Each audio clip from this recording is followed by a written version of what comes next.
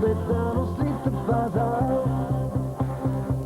En as jy wonder hoe ek voel, dan bring ek diamante vir jou. Ek bring diamante vir jou. Ek sal bed aan ons liefde vashou. En as jy wonder hoe ek voel, dan bring ek diamante vir jou.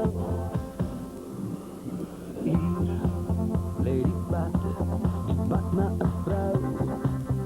Sy hart is 'n pad wat jy loop, 'n pad vol van hoop, sonder water of brood. Ek bring diamante vir jou. Ek sal altyd aan ons liefde vashou.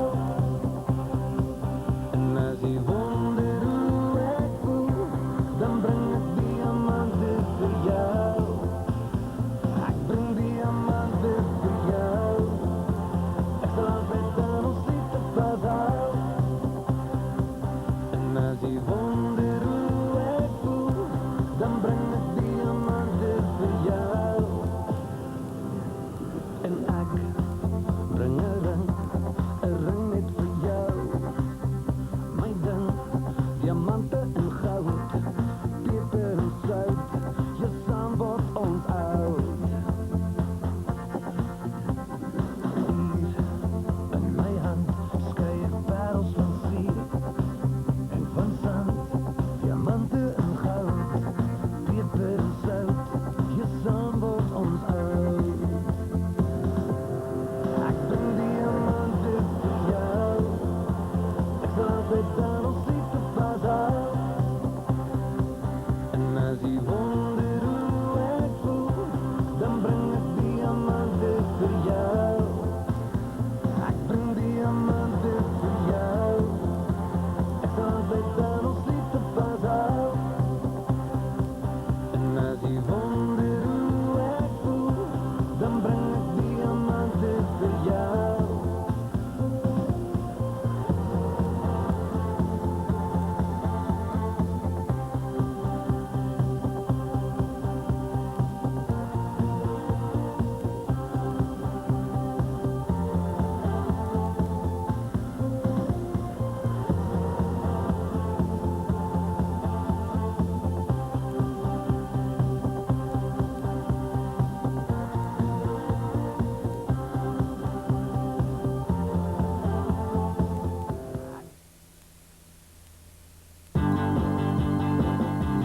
Aanbieders, verkeer deur Truworth. Ryan Wall, Suid-Afrika se gunsteling panfluitspeler en die sanger Steven Stilling, se langverwagte duet CD is pas vrygestel. Die titeltreffer Take My Hand is die amptelike temalied van Kansa en verteenwoordig almal wat direk of indirek geaffekteer is deur kanker. Skakel Sondag aand om 6 in vir DKNT Gospel om te hoor hoe klink 'n kombinasie van tydlose musiek en 'n boodskap van hoop, geloof en liefde. Nou is dit tyd vir 'n lewe met en hierdie week werp die program lig op paniekversteuring.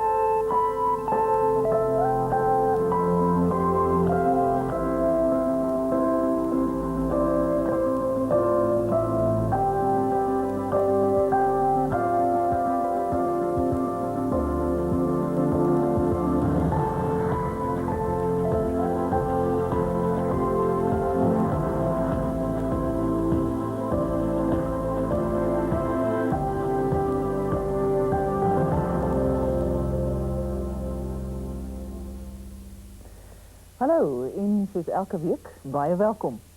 Vanaand praat ons weer oor iets wat skynbaar sonder rede en uit die bloute met mense gebeur en wat hulle lewe absoluut hel kan maak, paniekversteuring.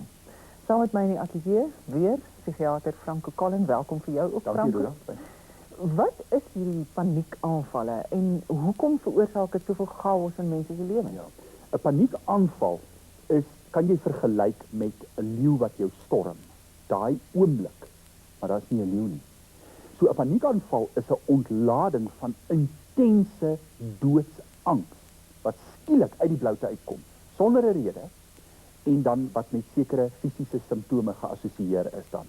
En wanneer jy dan baie van hierdie aanvalle kry, meer as 4 gehad het, dan sê ons is 'n paniekversteuring of selfs na een aanval en nou is jy die hele tyd bang dat jy nog een gaan kry, wat ons noem antisipasieangs, dan praat ons van 'n paniekversteuring. Ja. Nou, hoe werk dit? Wat gebeur? Ek dink ek moet dit vir jou op die witbord verduidelik, dan gaan mens baie beter verstaan. Sien, toe ons nog soos oermense in die bos rondgeloop het, was daar leeu's wat ons opgeëet het, gevare. En wat gebeur in jou brein? Gevaar prikkel 'n alarm wat afgaan. Nou, die alarm in jou brein, as hy lui, produseer hy die gevoel wat ons noem angs. En angs is die sentrale simptoom in paniekversteuring. Hierdie angs wat dan ontlaai, aktiveer wat ons noem die veg of vlug reaksie. En as jy dan nou weghardloop vir die leeu, onthou ons nou nog by die leeu, né?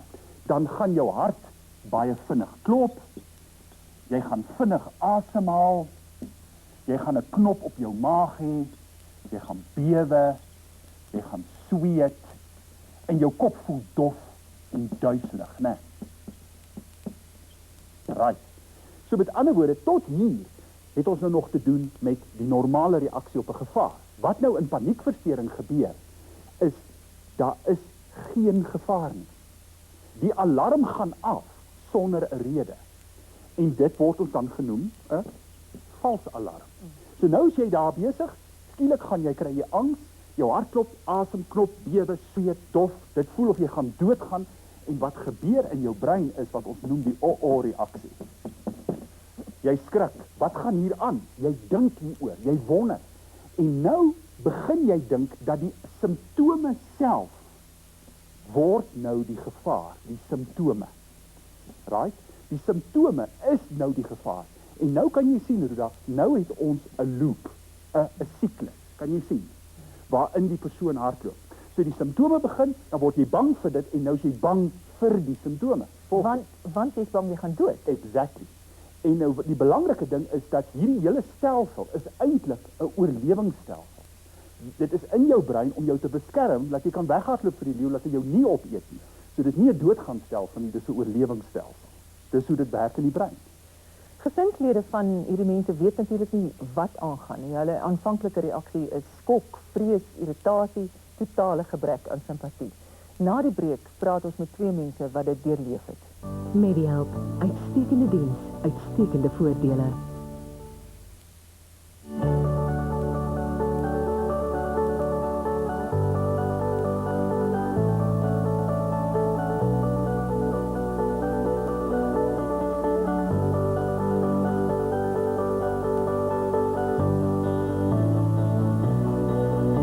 Die lewe is 'n geskenk.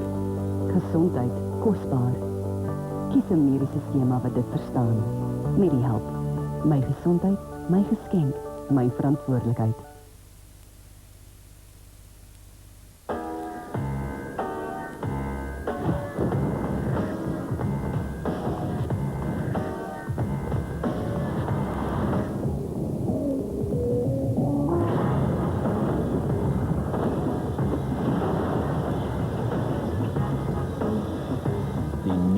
Qashqai plus 2, selfde styl, nou met 7 sitplekke.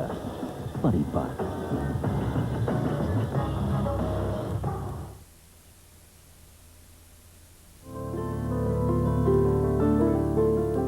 That's not a decision I can make on my own. Can't make or don't want to make.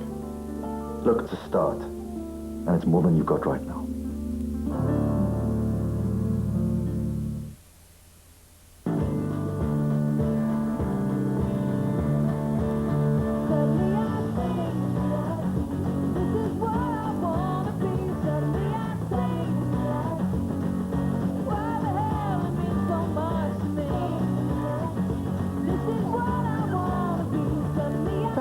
Combinations make the world more enjoyable.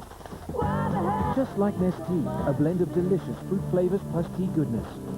Now available in a 1.5-liter bottle for you and your family to enjoy. Nestea, enjoy the combination. MediHelp, jou dokter, jou keuse. Welkom terug.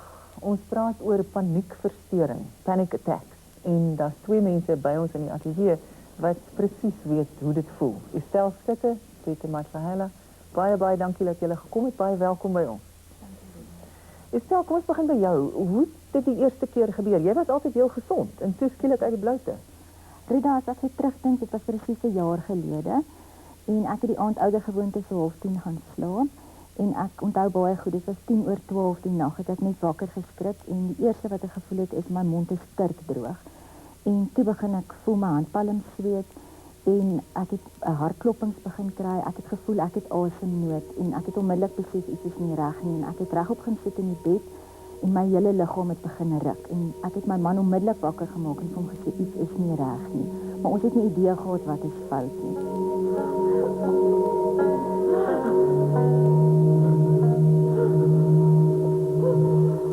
Ons is gister nog nag toe sy my wakker gemaak het en eers skielik weet hierdie angsaanval gekry het.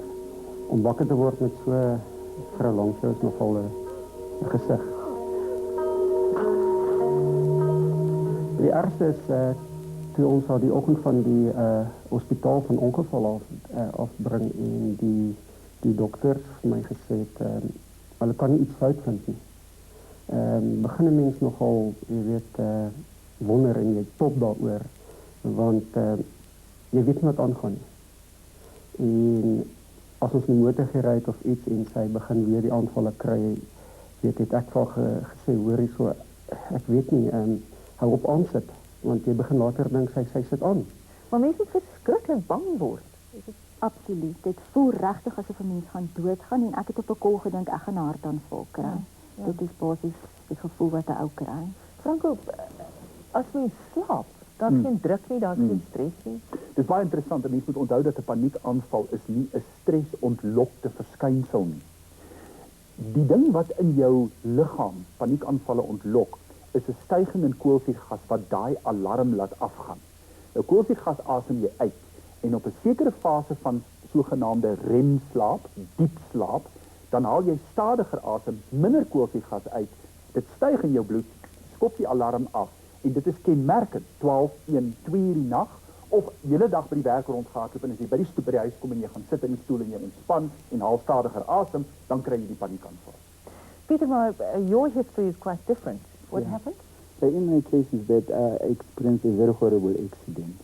The very same day after I was admitted at the local hospital in Durban, is where then I experienced my first attack. By that time, I had a dislocated ankle and a broken femur bone. And then my attack was so frightening that I tried to wake up, imagine without the food, trying to get help from the sister in charge during that night. So it was so frightening. I had so many symptoms that were frightening. My palms were like sweating, and then I had the needles and pins experiences, and then the butterflies in the stomach, and there were so many symptoms. I can just take an hour trying to describe what happened. And same thing, you must have been afraid that this is life-threatening. Yes, I was so threatened by that time that. At the same time, you see, what was overwhelming about it is that at the same time you think about dying and at the same time you think about getting mad, you see. So you kind of get confused as to what's happening by that time. And it's even getting worse if the person who is in charge is helping people doesn't know what's going on. It's left to you to deal with it. And then how did it proceed? Did the attacks come again? The attacks, there were so multiple physical symptoms I experienced. The most notable one being feeling nauseous, feeling like I want to throw up, and then the hot flashes. I was so sweaty.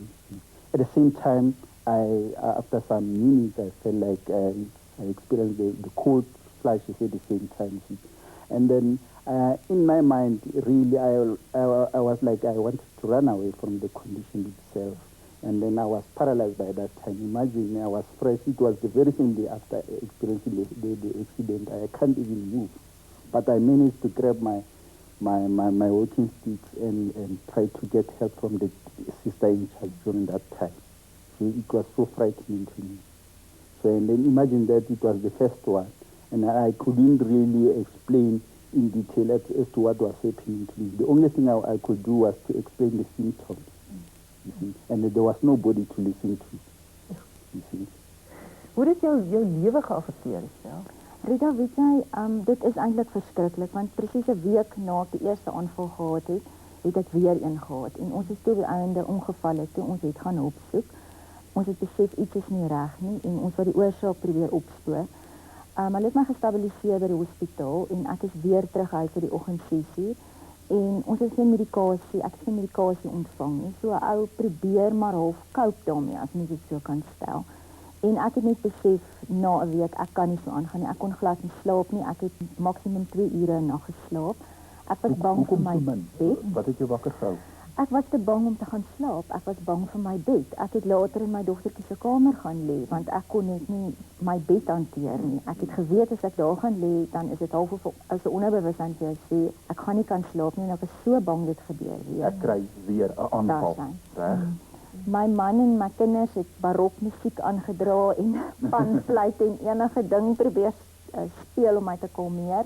Dit het net nie gehelp nie. Ek kon nie slaap nie. Ek was glad nie moeg nie. Dis asof my brein nie wou afskakel nie. En ek het die een oggend 3 dae later weer 'n aanval gehad en toe het ek besluit genoeg is genoeg. Op die dokter se aanbeveling moes ek in 'n breinpapiersak asemhaal. Dit balanseer blijkbaar die koolsuurgas. Klassieke fout. En ek het net besluit, ek leef nie so nie. Ek het die breinpapiersak neergegooi en ek het my man gebel en gesê, nou kom haal jy my, ek gaan nou hospitaal toe. Toe is natuurlik al aankom, was die paniekaanval verby en ek mekeer toe nou niks nie. En hulle wou my nie regtig opneem nie. Ek moes hulle letterlik smeek om my op te neem. En ek het weer in trane uitgebars daar en het gesê, ek kan nie so aangaan nie. Ek kon nie motor bestuur nie, ek was fisies moeg. As ek opgestaan het, was ek dronk in my kop. Ek kon nie my huishouding hanteer nie. So dit was 'n hele ontwrigting vir almal gewees. En op die ou einde het hulle toe besluit hulle sal my opneem. En van daar af is toetse gedoen, waar ons dan nou uitgevind het wat die werklike oorsaak is van die aanval. Kom ek gaan net vir 'n oomblik terug. Hoekom sê jy dit is 'n fout? Wel, jy sien, die paniekaanval is fases. En teen die tyd wat ons nou kom waar die paniekaanval volledig ontwikkel het, is die koolsuurgas eintlik alreeds afgeblaas. En om dit weer in te asem, kan eintlik die angs laat erger word. Jy weet, want dit gaan weer daai alarm aftrigger. So dit is die ou storie van paniek is nie hiperventilasie aanvalle. Hiperventilasie is net 'n simptoom, jy weet, is net 'n simptoom van die paniekaanval. In die ou dae was dit hiperventilasie aanvalle genoem en daarvoor was die sakkie dan altyd gebruik. Is dit 'n tipiese patroon? Baie tipies, dat hierdie ding gesien word as allerhande ander goed. You know, it's always recognized as something else. Hartaanvalle, mense dink dis beroertes, mense dink, as you quite rightly pointed out, I'm losing my mind, ek word mal, jy weet, ek raak geestes versteurd, en dan gaan hulle na hierdie spesialis toe, die neuroloog, die kardioloog, die internist, om uiteindelik te gaan soek en dan niemand kry iets nie. En dan is dit die verskriklike ding van, hulle kan nie uitvind wat dit is nie, jy weet, terwyl dit eintlik dan die psigiater is wat die ding diagnoseer. Franco, dis bietjie uiteenlopende simptome. Is dit alles deel van dieselfde prentjie? Absoluut. As 'n mens die simptoomlys vinnig deurgaan, dit begin altyd bo by die kop. In die kop die gedagte, word mal, gaan beheer verloor, flou word, dan die hele duiseligheid hierbo in die kop, en 'n gevoel van onwerklikheid van self of die wêreld om my. Depersonalisasie, derealisasie. Dan in die keel, die verwurging, die benoude gevoelens, kort asem, hartklop, borskaspyn, naarheid, knop op die maag, sweet, bewe, naalde en spelde. Daar het jy die hele lys. En ons het 4 simptome nodig uit daai lys om 'n paniekaanval te diagnoseer. En different strokes for different blokes. Sekere mense het meer klem op die asem, ander meer op die hartklop, ander meer op die going mad, feeling, losing control, daai tipe van ding. En as 'n mens nou so iemand in jou huis het, of dis 'n vriend, of wat ook al, hoe help jy as jy nie weet wat is verkeerd nie? Waar gaan jy heen? Waar soek jy hulp? Because I'm an African, you see, we resort to our African traditional way of healing.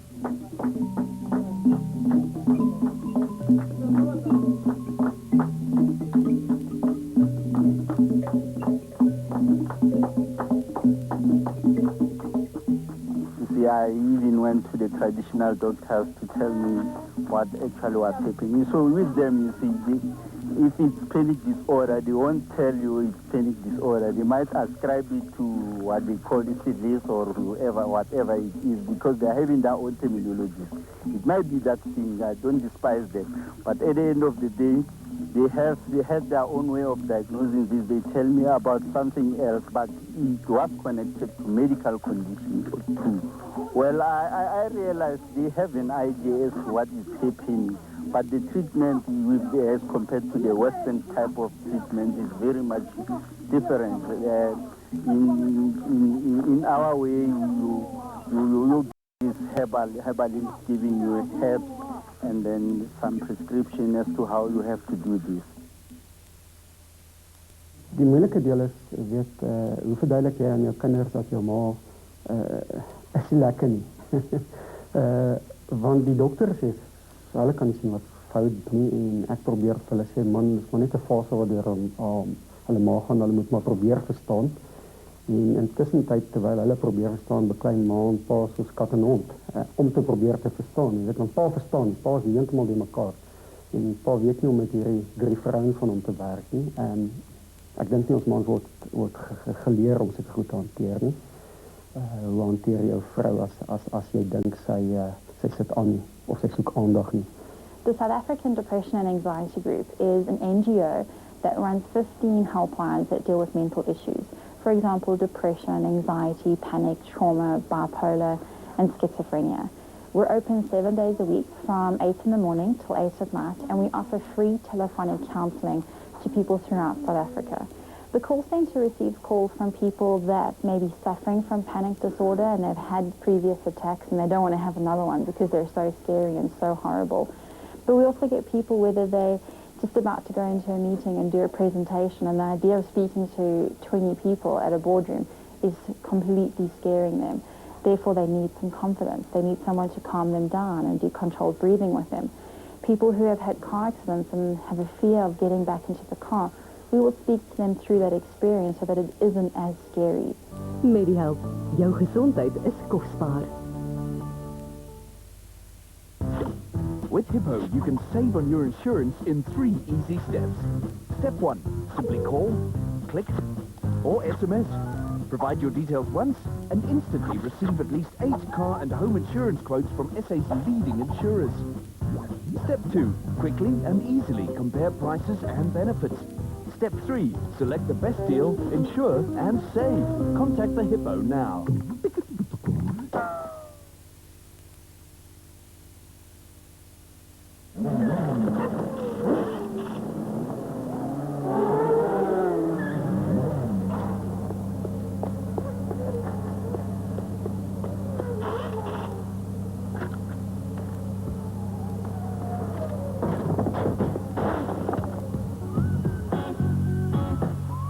Liquid cover gets you up to 10 independent insurance quotes.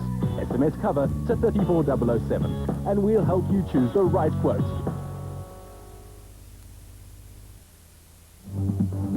Een nuusspan met een doel. Om elke dag die beste Afrikaanse nuusbulletin uit te saai. As joernaliste met jare se ondervinding en 'n passie om Suid-Afrikaanse stories te vertel, bied ons jou nou vir die eerste keer onafhanklike TV-nuusdekking in Afrikaans. Goeienaand en welkom by E-nuus. E-nuus, eksklusief op kyk net elke aand om 7:00.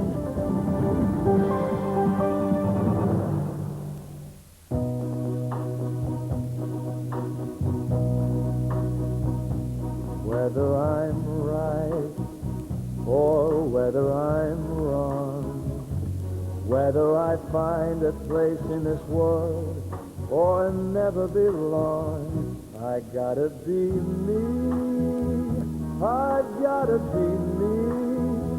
What else can I be but what I am? I gotta be gotta be free. Yes, try to live or die. I gotta be.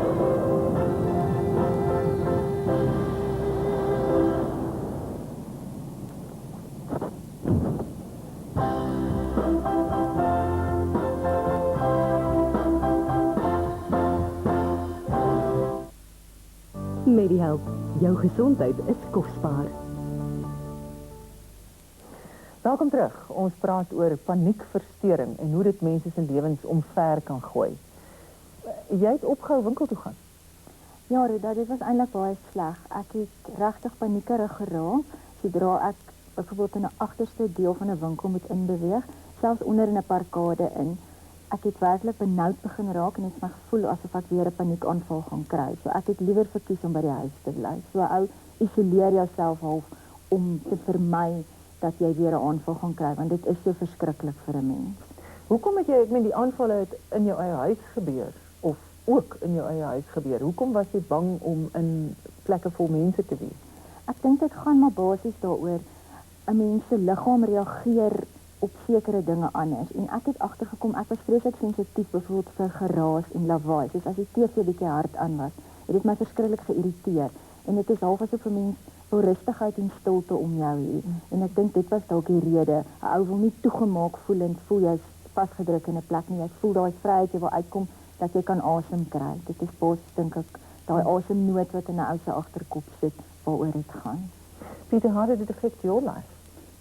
Seriously affected my life because at the same time, because I experienced the car accident before I experienced my first attack. See, I associated my attacks to the public transport, especially a taxi, because I got the car accident while I was riding from town in the taxi, and then so since then afterwards I realized that and I don't have to use it, so I seriously have to use my car or be driven by my spouse. So I was so handicapped to say that because I really, in our environment, especially where I'm staying, it's not convenient enough to drive with a personal car, especially getting to work. So it handicapped my life, it affected me, and then at the same time, my mood, I was so a moody person. So I was so fortunate because I have a loving wife who tolerated this. So I didn't want to get where there is much noise.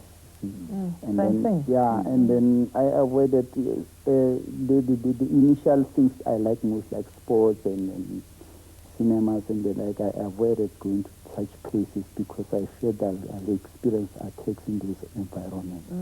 So I was kind of a new person altogether. So that sounds like, wat is daai groot woord? Agorafobie. Ja, agaros is 'n Turkse markplein. Jy weet daai plekke waar die tente en die goeder en die toue en almal skree en kap met blikke en potte en goeder. Dit is 'n vrees per definisie vir enige plek waar jy nie onmiddellik kan uitkom nie of waar daar nie hulp beskikbaar is vir jou as daar iets met jou gebeur nie. So mense kan dan hierdie vrese ontwikkel vir herkenbare goed soos kerke, winkelsentrums, roltrappe, huisbakke en in Pieter se geval natuurlik hierdie publieke vervoer en taksies. Oor see natuurlik is dit moltreine en busse. En die interessante ding ook hier is die hypersensitiwiteit vir klank. Kyk, as jy angstig raak, dan gaan jou hele brein en jou sintuie gaan natuurlik in hierdie skerp toestand in, want jy's mos nou half in 'n oorlewingstoestand, né? En dan is die klanke is baie meer irriterend vir jou. So jy bly dan weg. Absoluut. Die vermyding, die veg of vlug reaksie, die vlug, jy bly weg van alles wat jy assosieer met hierdie aanval.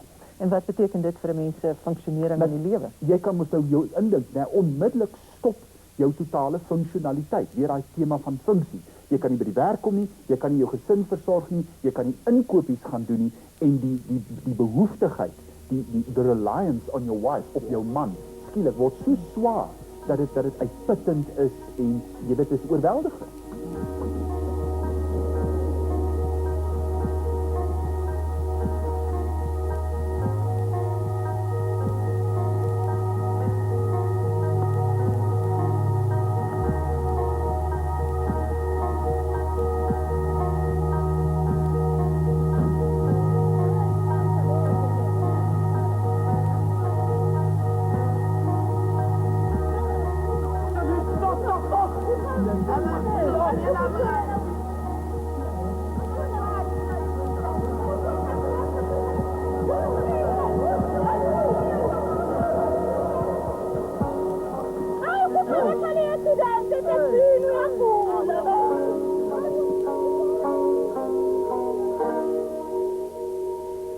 receive calls from a single mom who is having to rely on people to lift her daughter around because she has a fear of leaving the house. She can't get into a car or go out in public because she wants to prevent those panic attacks from happening. So she's isolated now in the house, and she can't even look after her daughter or pick her up after school. We've also had a 65-year-old woman who hasn't driven for 40 years because of a previous car accident, and every time she has to think about getting into a car or behind the driver's wheel, she has a panic attack. So to prevent that, she hasn't driven for 40 years. Like for instance, in my situation, I didn't have any problem with public transport. So if you have to augment public transport and you then have a private transport at the same time, it seems as if you are now in trouble because anyway, to get to a quarter you're going to use, you can name it a fifth and a 6 kilometer being there. Yeah. And So- you were saying that you spent all day waiting for the next attack. Yeah, of course, the fear that preoccupies your mind. It's, what if, you see? So that's why now in some therapies they say, if you feel what if, then you have so what? You see? So at the same time, you kind of become preoccupied about the condition itself. You lose the concentration because at the same time you have to drive, you have to ride. I'm working in the Department of Education where they need my services more than ever before because I'm working in the HR division, and so they need my concentration. And then so if I experience the needles and pins, the hot flashes itself, then it's what if situation. See? And in a what if situation, you lose concentration. And so the output, the production part of your work is affected. Anxiety switches your mind off. Anxiety, You yes. can't think, of course. It switches logical thought off because you're in a survival mode. Jy is so in 'n oorlewing dat logiese gedagtes stop. Estel, wat is met jou huishouding gebeur? Kon jy nog funksioneer dan? Weet jy, Rita, dit was eintlik 'n totale chaos. Ek het regtig gedink, jy weet, ek is besig om my kop te verloor. En ons kon nie funksioneer soos gewoonlik nie. Ek kon nie my rol regtig vervul nie. Ek meen, my man moes begin te broodjies maak vir die kinders skool toe in die oggend. Ek was fisies so moeg, ek kon nie opstaan nie. En sodra ek opstaan het ek dronk gevoel in my kop. So dit was 'n totale chaos. Ek kon nie die kinders skool toe vat nie want ek kon nie bestuur nie. Ek het vreeslik desgeoriënteerd gevoel sodra ek moet bestuur. En dit het regtig vir ons 'n hele omwenteling veroorsaak. So dit is uiteindelik nie net die aanval self nie, maar dit spoel oor in die res van jou lewe. Definitief. Ek dink ook die feit dat ek glad nie kon slaap nie, het my routine heeltemal omvergewerk en dit tas 'n ou se hele liggaam later fisies aan en 'n ou is heeltemal uit jou routine uit is wat jy gewoond is. Met die help, my gesondheid, my geskenk. We all hear stories of bad things that happen to good people. And somehow we think, those things will never happen to me. But deep down we know the what-ifs. What if the burn isn't just the curry, or illness strikes?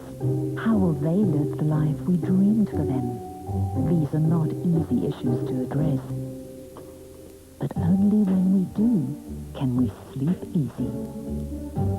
With Lifestyle Protector, we cover you for disability, critical illness, and life. Speak to a knowledgeable Liberty advisor who'll help you manage the things that matter most in your life. Liberty. Own your life. Hierdie week gaan ons groot pret hê met die rolmodelle. Enige iets wat daai twee maak, sit ek in my mond aan. Dag en tyd se vleiskombys. Vleiskombys. Ons die manne met die pense in die pelle. Hey, rolmodelle.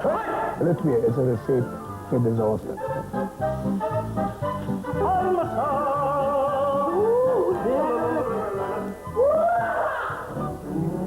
Hopegaas en amok net op Ruur Woensdag aand 9:00. Still shaving with expensive razor blades that nick and always turn blunt, or outdated electric shavers that cause skin irritations instead of a close shave? You need the revolutionary new Pentagon from Berrymark, the ultimate male grooming set. The innovative 5 heads pivot independently to conform to the contours of your face, and the flex neck gives maximum control. The high-precision, self-sharpening dual blades are designed to lift and cut for the quickest, closest shave ever. Use it dry or with shaving cream, and when you're done, simply lift and rinse the head. The built-in trimmer styles sideburns and moustaches. But wait, there's far more to the Pentagon. Connect the clipper for perfectly styled hair and beards. The ear and nose trimmer effortlessly removes unwanted hairs, and the high-performance toothbrush cleans more effectively than any manual toothbrush. Individually, these items could easily sell for 2,000 Rand, but the 5-in-1 Pentagon comes complete for only 499 Rand 95. Pentagon is the most advanced electric shaver system guaranteed. Get yours now from your nearest Berrymark store. SMS BVD na 32291. Welkom terug by ons gesprek oor paniekversteuring. Franco, dit klink vir my, dit is totaal ondergediagnoseer. Hierdie arme mense het vir maande en jare probeer hulp kry en is net nooit reg gediagnoseer nie. Dit lyk soos hartaanvalle, epilepsie, so hulle gaan na verkeerde spesialiste toe dikwels. En dit is dikwels daardie mense wat dan hopelik daarom dit in die rigting van die psigiater kan kanaliseer. Maar jy's reg, daar word soms tot 140.000 rand se ondersoeke gedoen om uiteindelik net agter te kom daar is regtig niks fout nie. Ja, maar dis nou CAT scans en MRI's en alles wat en hartkatheterisasie en so aan, jy weet, ja, absoluut. Ja. Is daar iets anders wat dieselfde simptome kan veroorsaak? Ja, die psigiater sal dan 'n verskeidenheid van goed gaan toets en uitskakel. Ons stel belang in die hartritme, disritmie ensovoorts, bloedsuiker wat lae bloedsuiker simptome, skildklier abnormaliteite en dan is daar so 'n paar raar ander toestande wat jy aan dink. Maar kan ek vir jou sê, Ruda, dat 'n teksboek paniekversteuring is homself. Jy weet, daai klassieke, ek kan nie die openbare vervoer of ek kan nie op die roltrappe. Jy weet, daar's min harttoestande wat 'n vrees vir roltrappe veroorsaak, jy weet. So, dit is 'n baie kenmerkende ding as jy hom sien, maar ons doen dan toetse ter uitsluiting van die ander goed. Ja. Peter, how were you diagnosed finally? After hopping from one doctor to another, I was especially consulting the local GPs. To start at the hospital itself, they failed to diagnose the condition. Because after my first attack, the following day, the doctor in charge did rounds. And then I explained to him the experiences, the symptoms. But he didn't specifically say what was happening. So 3 months along the line, I went to another GP. At the same time, he didn't say what was happening to me, you see. And I hopped from one doctor to another. How long did it take? Almost 10 years in my case. 10 years? Yes, suffering from the condition and not getting unbelievable exact help. So the breakthrough is when I was reading the newspaper and I saw the article written by the founder of South African Depression and Anxiety Group. It's where the breakthrough came. Zane Wilson, yes. And I contacted her. And then he invited me to the Asante offices, and I met the psychiatrists, the psychologists, even the youngers. You see, so there was a concoction of therapies there. So within a short period of time, I was diagnosed and I got cured. Really, I got cured. I didn't claim that. Hoe is jy gediagnoseer self? Rita, ek het medikasie ontvang vir die paniek en dan ook 'n slaappil om my nou uiteindelik rustig te maak. En daar is te verskeie toetse gedoen en daar is toe nou 'n fisiologiese oorsaak gevind. Ek het 'n hartblok, so ek het 'n linkerbondelblok en wat gebeur is my hart gaan heeltemal uit ritme uit en dit veroorsaak dan die paniekaanval. So my situasie is heeltemal fisiologies van aard. So is dit nog steeds paniekversteuring of het jy stel eintlik 'n hartprobleem? Daar is 'n paar harttoestande wat met paniek geassosieer is, onder andere bondeltakblokke en dan ook wat ons noem mitraalklep prolaps, waar die mitraalklep, een van die kleppe hier aan die linkerkamer, so 'n bietjie uitbult wat 'n genetiese slap klep is. So daar is toestande wat dit kan aan die gang sit, maar dit bly nog steeds die paniekaanval baie duidelik, jy weet. In 'n geval is die simptome absoluut textbook simptome. Ja. En dan wat is die behandeling? Nou, die behandeling uiteraard begin natuurlik met 'n diagnose, jou bloedtoetse, al daai tipe van goed, en dan wanneer jy nou baie seker is van jou diagnose, dan trek jy weg. Daar is nie 'n bloedtoets of 'n scan wat paniekversteuring kan diagnoseer nie. Dis 'n kliniese diagnose. Die behandeling bestaan uit medikasie en kognitiewe gedragsterapie. Dis die twee hoekstene. Natuurlik ook die familie wat betrek word uiteindelik. Medikasie is weer eens, soos by alle angsversteurings, antidepressante. Goed soos die ou Prozac, byvoorbeeld, as die prototype van hierdie behandeling. Daar is ook ander middels wat gebruik kan word, en van tyd tot tyd sal ons dan 'n kalmeermiddel, jy weet, onder die tong gee. Maar dis eintlik nie die behandeling nie, dis net verligting van simptome. Soms ook 'n bietjie van goed wat jou hartspoed 'n bietjie verstadig, maar die sentrale behandeling met medikasie is maar antidepressante. Franco, dit is vir my vreeslik interessant dat ek meen dis die soveelste keer in die loop van hierdie gesprekke wat ons by antidepressante uitkom. So hulle is definitief nie net vir depressie. Mens hoef nie te voel as jy nou moet antidepressante drink dat jy weet lei ek dan nou aan depressie want ek weet ek is nie. Korrek, Ruda. Antidepressante is anti-'n klomp goed. Jy weet, hulle is ontwikkel as antidepressante, maar ons het later agtergekom dat hulle vir klomp goed gebruik. Soos Disprin is vir hoofpyn, maar later hulle agterkom maak jou bloed dun as jy hartaanvalle kry.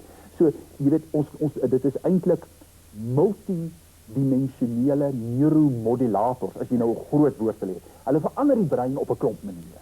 En dit is wonderlik vir ons dat ons hierdie effekte het. Die psigoterapie bestaan dan uit 4 essensiële dele. Eerstens die verduideliking wat ek nou gedoen het, om vir die persoon te verduidelik hoekom dit gebeur in hulle brein, dat hulle dit verstaan, and so that they realize that they won't die, you know. And that they're not going mad. Absolutely. You know, the typical question is always in the session, so Peter, how many attacks have you had in your life? And they would say, 5,000. And you say, oh, so how many times did you die? You know, sort of thing. And then that realization, but wait a minute, this thing is in fact not killing me. One patient actually said, as ek maar net wil doodgaan. Want dit is so erg, jy weet. Okay, so dis die eerste stap. Die tweede stap is wat ons noem sistematiese desensitisasie. Hierin sê dan, om dit beter te maak, moet jy dit erger maak. Jy help nou vir Pieter byvoorbeeld om weer taxi te begin ry. Hy moet terugklim in die taxi. Die derde metode is wat ons noem introseptiewe blootstelling. En dit beteken, jy maak die persoon met opset die simptome ervaar. Eer byvoorbeeld, op een plek te hardloop in die hartkloppings te kry, en die sweet, deur 'n strooitjie asem te haal wat die benoudheid naboot. Bolle makiesies slaan wat die duiseligheid naboot. Hierdie pasiënte is doodbang vir hierdie fisiese simptome. So deur dit vir hulle te laat ontlok, kry hulle beheer daaroor. Jy word minder sensitief. En dan die laaste stap is wat ons noem asemhalingsheropvoeding.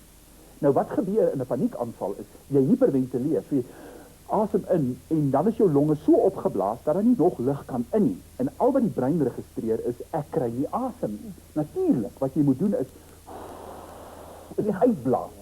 So jy leer pasiënte om asemhaling uit te oefen waarin die fokus op uitaseming nie inaseming is nie.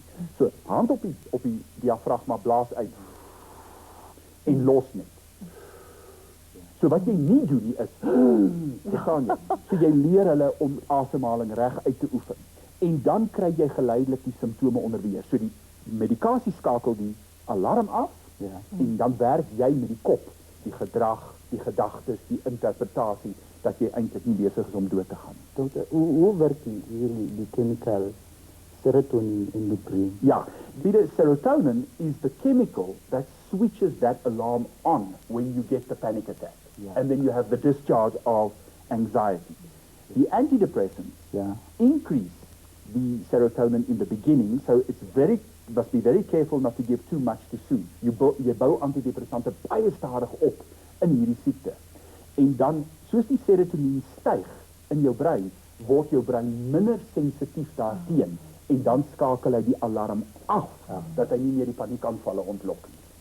Wat van die eet? Want goed is kafeïen en so aan maak jou ook mos opgewonde. Die woord is stimulante. Ja. So die goed waarvan jy wegbly is daai koeldrankies in die silwer blikkies. Die koffie, jy weet waar daai opgehoopte lepel so in die percolator ingaan, daai tipe van goed, koeldrank, veral hierdie donkerkleurige koeldrank wat kafeïen bevat. En natuurlik ook verkoue medisyne wat kafeïen en pynpille wat kafeïen bevat, is natuurlik baie sleg vir jou. Ja, so enigiets wat stimulerend is. Die meeste paniekpasiënte sal vir jou presies kan sê, daai kos maak my sleg voel. Het julle sulke ervaring? Yeah, in my case. The link with something that you eat or drink? Yeah, especially with caffeine. Really? So, and even tea. Tea contains more caffeine than coffee, no? Yeah. So it's sort of switching off the panic attacks. Coffee is worse, which means Coke is worse, again, you see. So in my case, I have to, even, you see, in other medication, otherwise, it goes hand in hand with diet. Like, for instance, some tablets didn't want me to take cheese, of course, especially the NAOI. You see, that is more where the food clashes with the medication. Yeah. not so much the panic attack itself, but it's true. Die MAOIs is een soort antidepressante waar sekere voedselsoorte verbode is. Wat is die rol van die familie? Ek meen, julle albei se families dink ek het taamlik swaar gekry. Yeah, it's a matter of education anyway. Everybody has to be educated within the immediate family itself, because in public anymore, it's mind your own business anyway.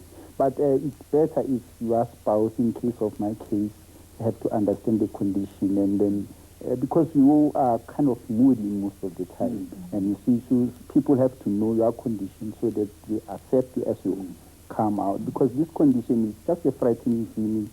There's no physical thing happening in that thing. So you have to tell yourself, and the people around you have to know that if you are in this condition, they don't have to aggravate the situation, because you can just burst into anger and do something very horrifying.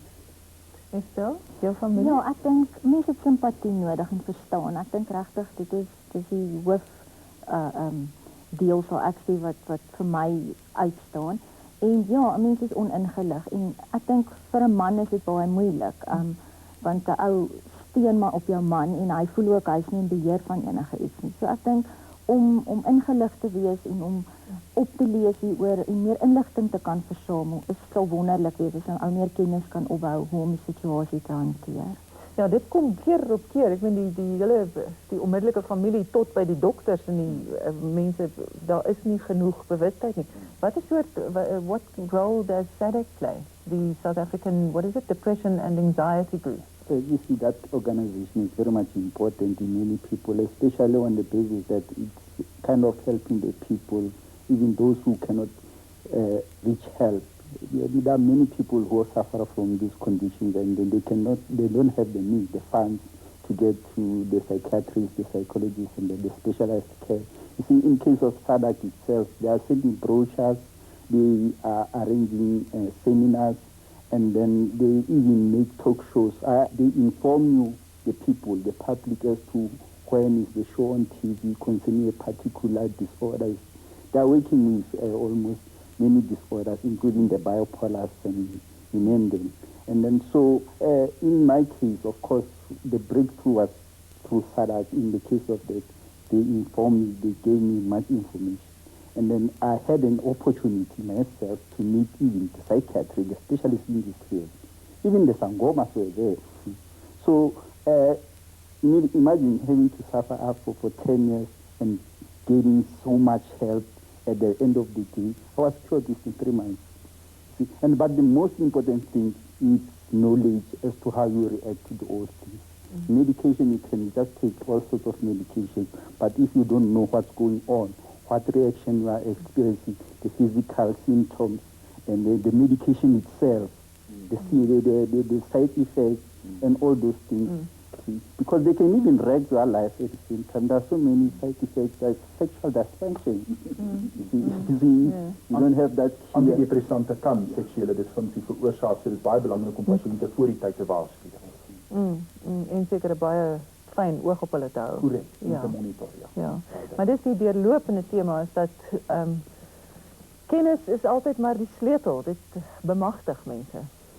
Eureka, dat is al wat ek kan sê.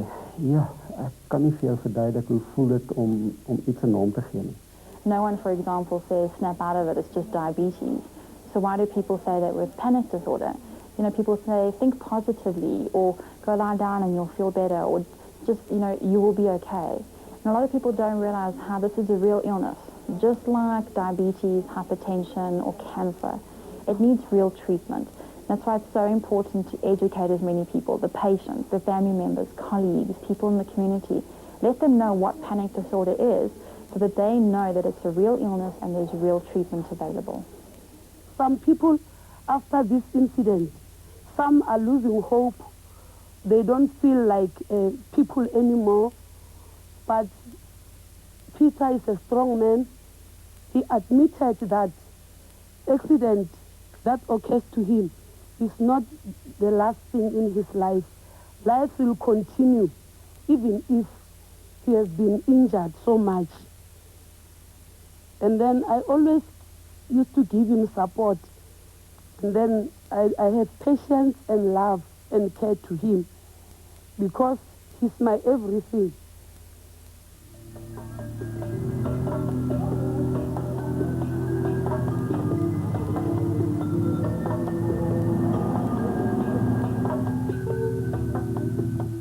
Die lekkerste is dat ek weer my vrou terug het. Ek het nie meer soos ek gesê het 'n mannetjie in die huis nie. Weet iemand wat aandag soek nie. Ek het my vrou weer terug want ons kan dit beheer. Ons het medikasie en dit is wat my lekker is. Weet ons verstaan dit en as dit gebeur, niemand skrik nie. Want ons verstaan wat gebeur en ek verstaan wat gebeur en ons weet hoe om dit te hanteer. So dit was nogal vir my lekker. So, julle albei is jou man, jou vrou sê hoe 'n verskriklike verligting dit vir hulle is om julle terug te hê. Hoe voel dit vir julle? What's life like after a panic attack? No, you feel very much complete now because at the same time you realize that where you are coming from, those fears were not genuine. Those butterflies in the stomach were not butterflies.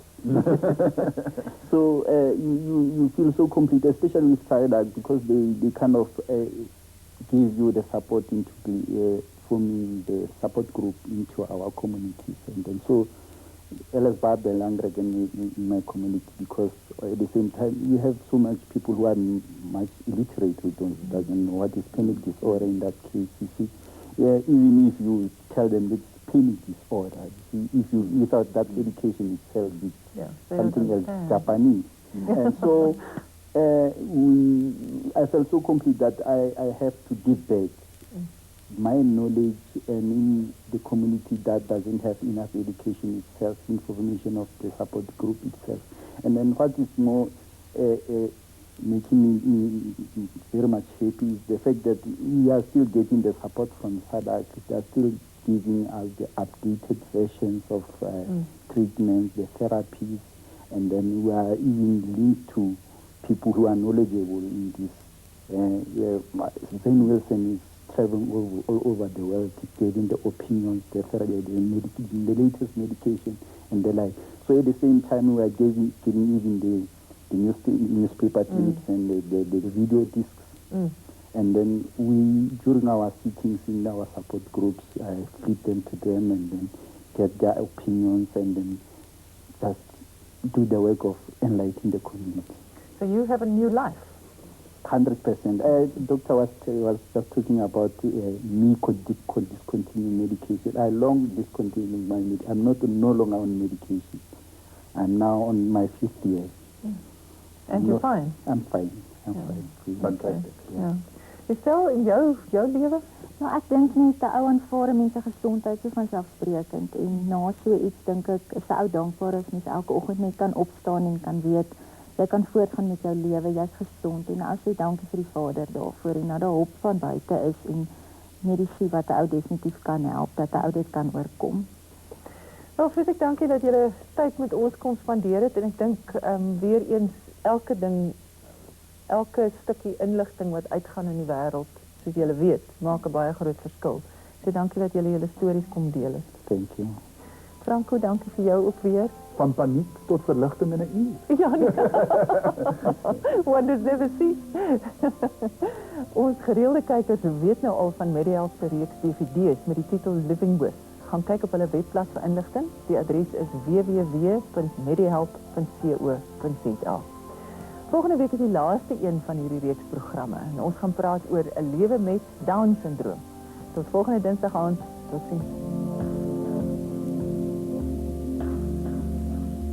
You want a trick? I'm playing dead. Liefde groete boer vanavond vry. Hierdie boer se vrou, hele lyfie wat hy vas kan hou. Hierdie boer se vrou, om die kos voor dan die kote hou. En ek sien die vrou in die af, ek sien die vrou. Hierdie boer se vrou, hele lyfie wat hy vas kan hou. Hierdie boer se vrou, om die kos voor dan die kote hou. En ek sien die vrou in die af, ek sien die vrou in die af. Van die pad na Nabomspruit, R52 draai het uit. Die aansluiting vinnig links dan regs. Ry tot by die groenplashek. Agterom jou, daar staan ek. Met oop arms, welkom by my plek.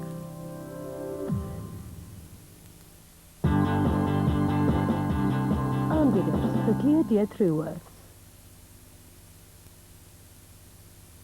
Een van die opwindendste nuwe sterpianiste in die wêreld, Mariangela Vakatello, is tans in Suid-Afrika om 'n rits klavieruitvoerings te doen. Haar energieke vertolkings van meesterwerke en haar lewendige verhoogspersoonlikheid maak haar 'n gunsteling onder musiekliefhebbers. Bespreek vandag nog vir haar optredes in Durban op 19 en 21 Oktober, in Johannesburg van 27 tot 30 Oktober, Kaapstad op 4 en 6 November. Kaartjies is beskikbaar deur CompuTicket. Maar terug by vanaand se kykskedule, 'n lewe met is volgende.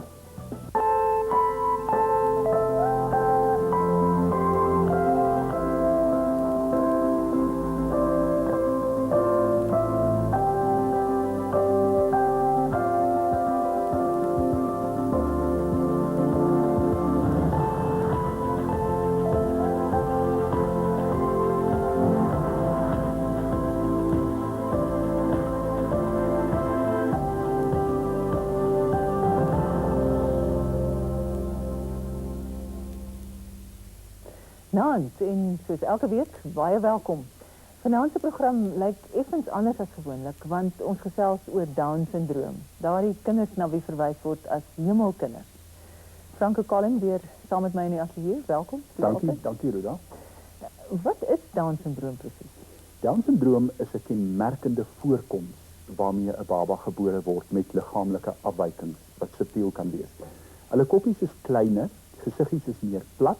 Hulle het die tipiese amper Chinese oogies met plat oogsplete, bietjie groter tong, daar's groeivertraging en dan baie kenmerkend is die simiaanse vou. As jy jou hand vou, kan jy sien daar's 2 voutjies daar en hulle het voue wat reg oor die hand gaan. Daar's nie 'n opgedeelde vou nie. Aan beide kante dus het hulle die simiaanse voue. Ag, daar's 'n klomp verdere eienskappe, maar breedweg is dit die dinge wat 'n Down seun of dogter onmiddellik laat herkenbaar wees. En wat is fout? Wat onderlê hierdie voorkoms? Kyk, dis 'n kromosoomafwyking en ek het hier 'n bietjie van 'n diagram geteken want dit is nogal ingewikkeld om te verstaan. Elke selletjie in jou liggaam, of dit nou in jou oog of in jou toon sit, het 'n kern waarbinne daar sekere kromosome voorkom. En dis hierdie goedjies wat lyk soos kruisies. En dit dra jou genetiese blueprint, jou bloudruk. Dis die plan wat die liewe Heer in jou liggaam ingebou het waar volgens jy gevorm word. Daar's 23 van hulle. En Down-syndroom is 'n afwyking van kromosoom 21. Nou is daar maniere waarop dit kan afwyk. Daar kan of 3 van hulle wees, want daar's eintlik net veronderstel om 2 te wees, so 'n ekstra 1, of verskillende selletjies in die liggaam kan of 3 of 2 of 3 hê en dit noem ons 'n mosaïek. En dan kan daar 'n stukkie van die kromosoom kan afbreek en oorgedra word na 'n ander kromosoom. So stukkies van kromosoom 21 word so half so bietjie herhaal. En dit word 'n translokasie genoem. Nou, die mees algemene een, seker maklik 80-90%, is daardie vorm waar ons praat van trisomie 21, 3 kromosome. En dit veroorsaak dan die kenmerkende afwykings in die liggaam van 'n Down kind. Wat is die geskiedenis? Hoekom word dit Down genoem? Wel, dis vernoem na die navorser John Langdon Down. Hy was 'n pediater wat in die 19de eeu hierdie kinders vir die eerste keer beskryf het. Daar was 'n tradisie dat siektes het jou naam gekry. Jy weet, jy ontdek 'n ding, jy beskryf hom soos Parkinson's en Down en Huntington. En dit was in daardie tradisie wat hierdie kinders dan vernoem is na Down-syndroom, ja. En in daai tyd, hoe is hulle behandel? Wel, hulle was nie, nee. Kyk, hulle het duidelike risikofaktore wat maak dat hulle baie kort leef, jy weet. Ek dink die geskiedenis toon aan dat die gemiddelde leeftyd wat kinders oorleef het was maar 10 jaar, jy weet, in Suid-Afrika dikwels in die landelike gebiede so laag as 2 jaar wat kinders doodgaan. Nou met verbeterde mediese behandeling natuurlik, is daar baie beter sorg, baie beter begrip vir die opvoeding, die spesifieke terapie wat hierdie kinders benodig en daarom natuurlik gaan dit baie beter. Dat 'n kind diep in die 50 kan leef deesdae. Hoekom gaan hulle so jonk dood as hulle nie goeie sorg kry nie? Kyk, daar eerstens hierdie kinders het hierdie slap ledemate, so hulle is dikwels baie onaktief wat al klaar probleme veroorsaak, spierkrimping en so meer. En dan het hulle natuurlik verhoogde insidensie van kardiale afwykings. Hulle hartjies kan dikwels lek, daar kan gaatjies in wees, dat die bloed tussen die suurstofryke en die suurstofarme bloed vermeng, so hulle kan 'n bietjie blou wees. Hulle het 'n verhoogde insidensie van infeksies en ook kankers wat kan ontstaan in hierdie pasiënte. En dan is daar natuurlik interessant genoeg 'n verhoogde insidensie van Alzheimer, dat hulle voortydig demensie ontwikkel in 'n brein wat alreeds verstandelik vertraag is van die begin af. En wat was die patroon? Hoe hanteer mense hulle as hulle nie van beter weet nie? Wel, jy weet, die hele punt van 'n Down baba wat gebore word, is dat die baba besef nie dat daar abnormaliteite is nie. Die ouers word eintlik die leiers van die toestand, né? So dis daai skok. En in jare gelede, jy weet, hierdie kinders wat dan met afwykings gebore word, het minder liefde, minder ondersteuning gekry. Hulle is nie in staat om so wonderlik te reageer terug op die ouer nie. Jy weet, so hulle het net nie dieselfde vlak van stimulasie en sorg gekry nie. En daar was in die vroeë jare van hierdie toestand natuurlik die benadering van hulle moet nou maar eintlik toegelaat word om dood te gaan, jy weet. Dit was so tipe van daai tragiese houding teenoor 'n mens met 'n probleem, dat dit nou maar goed is dat hulle eintlik tot 'n einde kom, wat natuurlik glad nie meer 'n moderne siening is nie. En jy sê hulle kan nou leef tot in die 50, ja, maar kan hulle ook beter ontwikkel met absoluut toegewyde aandag? Kyk, die Down-sindroom se belangrikste eienskap is dan maar in die volksmondterm verstandelike vertraging, né? Hulle intellektuele vermoë, verstandelike vermoë is baie laer as die gemiddelde.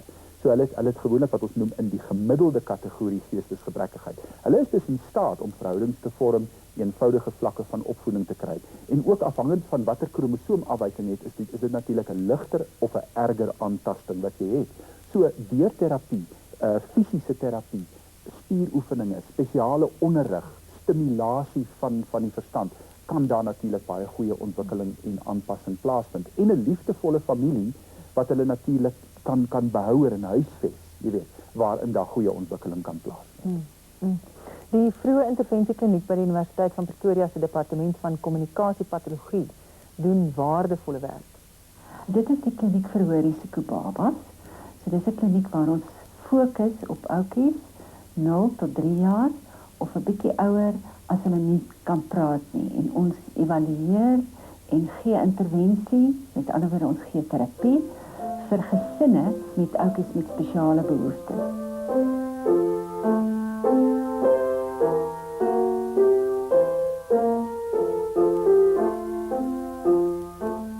Dit program begin met 'n baba en 'n gesin waar hulle 1 keer 'n week na ons toe kom. Ons lei die ouers op met inligting en direkte opleiding om die baba se spraak- en taalvaardighede te fasiliteer deur speletjies en roetineaktiwiteite sodat dit baie herhalend kan gebeur. Want kinders met Down-sindroom het leerprobleme en daarom moet mens baie herhalend die aktiwiteite aanbied en die speletjies doen sodat hulle effektief kan leer. Een van die komplekse probleme wat hulle het, is dat hulle baie beter spraak verstaan as wat hulle self kan uitdruk. Om die rede begin ons dan baie vroeg met gebare ook. Ons gebruik 'n gebaresisteem saam met die spraak, omdat dit vir hulle bietjie makliker is om gebare na te boots en dan so die betekenis van taal aan te leer. Tipies sal mens nou vir 'n baba leer om te sê, hier is my bottel en hulle wil drink. Of hulle is nou klaar met 'n aktiwiteit. Of hy wil nie bal speel. So ouers sal altyd met gebare ook met die ouetjie praat en dan op die manier spraak en taal fasiliteer.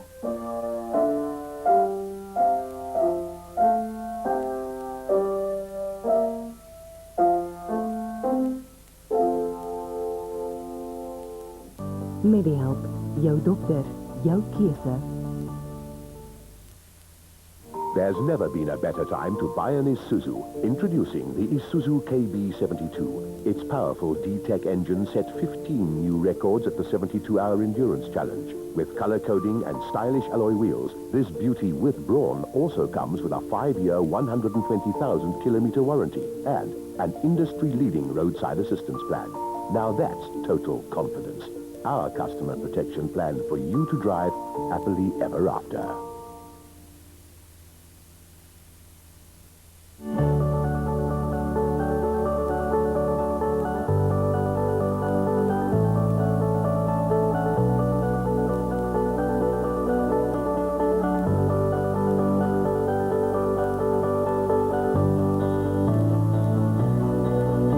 Die lewe is 'n geskenk.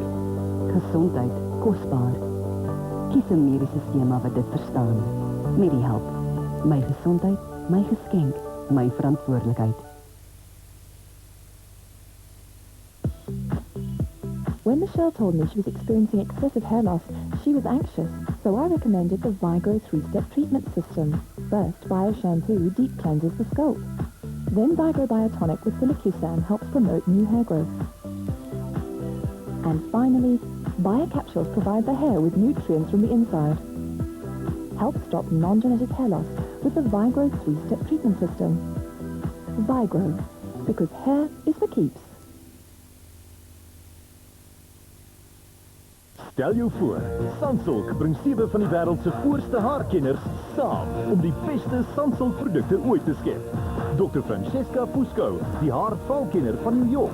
Thomas Toll, die man wat deur supermodelle vertrou word om hulle hare te herstel. Jamal Hamadi, die glanskenner van Hollywood-sterre. Peter Hazan, kleurkenner van Amerika se bekroondes. Die kundigheid van 7 van die wêreld se voorste haarkenners is nou in elke bottel Sunsilk. Probeer nuwe Sunsilk Co-Creations. Look it, gulp it, bite it, taste it, smell it, suck it, have it, drink it. Lick it, crush it, sip it, Suck it, taste it, crush it, crush it. drink it. Try KFC's refreshing new sorbet crushers. The drink that's jam-packed with crushed ice and real fruit bits. Get caught up in the crush. Crush it, crush it. Met die help, maak 'n gesonde keuse. Welkom terug. Ons gesels oor 'n lewe met Down-sindroom. En iemand wat dit baie goed ken is Marie Skuman, want ons ken nou die meeste van ons al haar seun Kosie van 7de Laan af. Marie, baie welkom. Dankie Rita. Ons sal so 'n bietjie later vir Kosie ook by ons verwelkom, maar voorlopig kuier ons nou saam. Kan jy onthou toe jy gehoor het dat jy verwag 'n Down-sindroom baba? Ja, ek dink dis 'n oomblik wat jy in jou lewe nooit sal vergeet nie, as die dokter daai nuus vir jou bring, want jy is nog oorweldig deur die geboorte van die baba. En die volgende ding wat gebeur is die dokter wat so in vertroulikheid in die kamer inkom en jy die skrik op die lyf jaag en sê hy dink hy vermoed die kind het Down-sindroom. Hy het die nuus aan my en my man gebreek en ek dink ons was geskok en met vrees vervul. Dit nou hoe lank terug, hoe oud is Kosie? Kosie is 23. Ja. So dit was ook eintlik bietjie van 'n vorige era nog, hè? Ja, ek is soos so op die oorgang na die nuwe tye waar ouers, jy weet, vooraf sifting het en altyd weet, maar in ons tyd was daar nog nie aanduidings nie. Ek was nog 'n jong ma en hulle het nie noodwendig dit so gedoen nie. Maar ek wil net sê dat as ek nou terugkyk oor 23 jaar, dan wonder ek hoekom was ek so bang en so vreesagtig. Jy weet, ek dink jy kon nie weet nie, jy kon nie weet nie. Ja. Onsekerheid. En 'n mens het daarom nou ook daai tyd van 23 jaar se tyd gehad om gewoon te raak en positief te raak oor die ding, né? Ja, nee, verseker. Die ding is, ek dink, soos baie mense dit ook sê, ek het dit ook gelees later, dit is eintlik die dood van die kind wat jy verwag het. En 'n totale nuwe kind waarmee jy gekonfronteer is, dus nuwe aspirasies, nuwe vooruitsigte wat jy nou aan gewoond moet raak. Jy moet eintlik alles, jou hele manier van jou gesin se bestaan, alles moet geheroriënteer word om aan te pas by die kind. Daai dood van die idee, sou jy sê jy het amper deur 'n rouproses moes gaan, amper hartseer om dit te verwerk en dan uiteindelik by aanvaarding uit te kom. Is dit maar dieselfde? Ja, maar miskien, ek weet nie of ons eintlik so baie gerou het nie, maar ons het onderhandel, is jy nou deur die rasfase. Ja, absoluut. Ons het onderhandel, ons het vir 'n paar weke gedink, miskien was die dokter verkeerd, en ek onthou ons het in die nag gekyk met die flits om te sien of hy kolletjies op die pupil het, of op die iris, wat een van die simptome is. Ja. My pa het gesê nie, hy lyk eintlik soos een van die ou tantes die ook sulke streepies oogies gehad, jy weet. En so ek moet sê die gesin was maar gekweld in daai tyd en vriende wat kom kuier het nie geweet of hulle moet simpatiseer en of hulle moet bly saam met jou nie, maar ek moet sê ons het sulke goeie raad gekry van vriende en familie van die predikant en so aan mense het ons gesê volg julle eie kop en doen julle eie ding, moet julle self nie deur ou vrou stories en deur die buitewêreld wat beïnvloed oor hoe julle hierdie kind gaan grootmaak nie. Hoekom, wat was die ou vrou stories wat in die ronde was en wat dalk nog daar is? Ek dink daar is nog baie stigma. Ek dink ons is bevoorreg om in 'n taamlike moderne gemeenskap ons kind te gehad het. Daar is gesinne wat nog voel die kind moet hulle met die kind wegsteek. Daar is mense wat wonder of wat dink dat dit jou hele gesinslewe gaan kompliseer, dat dit jou gaan belas, jy weet dat die kind geen toekoms vooruitsigte het nie. In die extreme geval is natuurlijk waar kinders dan nog steeds geïnstitutionaliseerd wordt. Mens zou wou hê dat dit in Suid-Afrika nie meer die geval is nie, maar toch is daar nog ouders wat kinders in 'n instelling laat opneem. Dit is nou vir die kykers, jy weet, wanneer 'n kind weggestuur word na 'n inrigting toe en word heeltemal apart van die gesin daar tussen ander kinders met geestesgebrekkigheid dan verstandelike vertraging groot gemaak, jy weet. Hoe voel jy oor die term wat nou ook al in Afrikaans bietjie gevestig geraak het, hemelkinders? Je weet, terminologie is ontzaglijk belangrijk. Is beweeg in kringen waar mensen gezinde rechten baie sterk bevorder. En daar is een algemene gevoel tegen die soort van welzijnsbenadering ten opzichte van gezindheid. Bejammering, koestering, bescherming, weghou, toesluiting so aan. Dit gaan daaroor paternalistisch is en ek het ook gevind oor die jare mense sal sê ag die dierbare ouetjie jy weet en ag hulle is maar so en ag hulle is so onskuldig en dan vir hulle vryhede toelaat wat nie noodwendig die goeie ding was om te doen met hulle nie. Dit klink vir my ook dit word dan word hulle almal in een mandjie gegooi. Correct. Hulle is nou almal dieselfde terwyl hulle tog sekerlik soos alle ander mense uiters verskil. Radikaal, want jy weet verskillende vorme van geestesgebrekkigheid bestaan. Dan is die mees algemene een seker maklik 90%. Maar daar's baie variasies en selfs binne die populasie soos wat ek en jy verskil, ons is gewone mense, maar ons het verskillende persoonlikhede en style en probleme. En jy moet die hele tyd maar eintlik aanpas daarbij.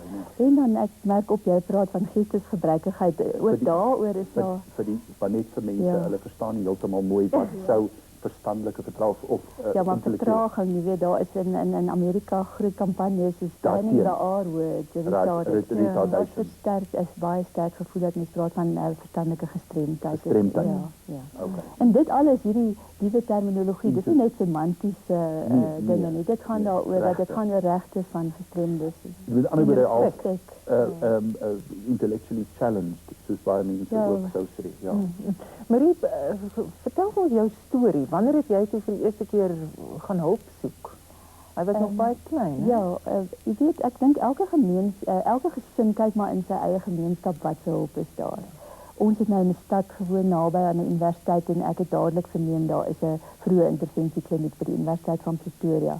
Maar as ek nou nie in 'n stad sou gewoon het nie, jy weet, dan sou ek het nie in 'n plattelandse dorp wel kon aansoek doen by of aanklop by 'n hospitaal of by 'n primêre gesondheidsorg sentrum, want mens kry so 'n oulike klas van spesialiste wat so baie help vir ouers. Hulle noem hulle ontwikkelingsterapeute en alreeds van soos 7 dae af, of ons was net pas uit die hospitaal toe ons met 'n wonderlike terapeut wat ons so baie gehelp het met sy vroeë ontwikkeling, sy posisionering, gesonde liggaamshouding te bewerkstellig. Hoe bedoel jy posisionering?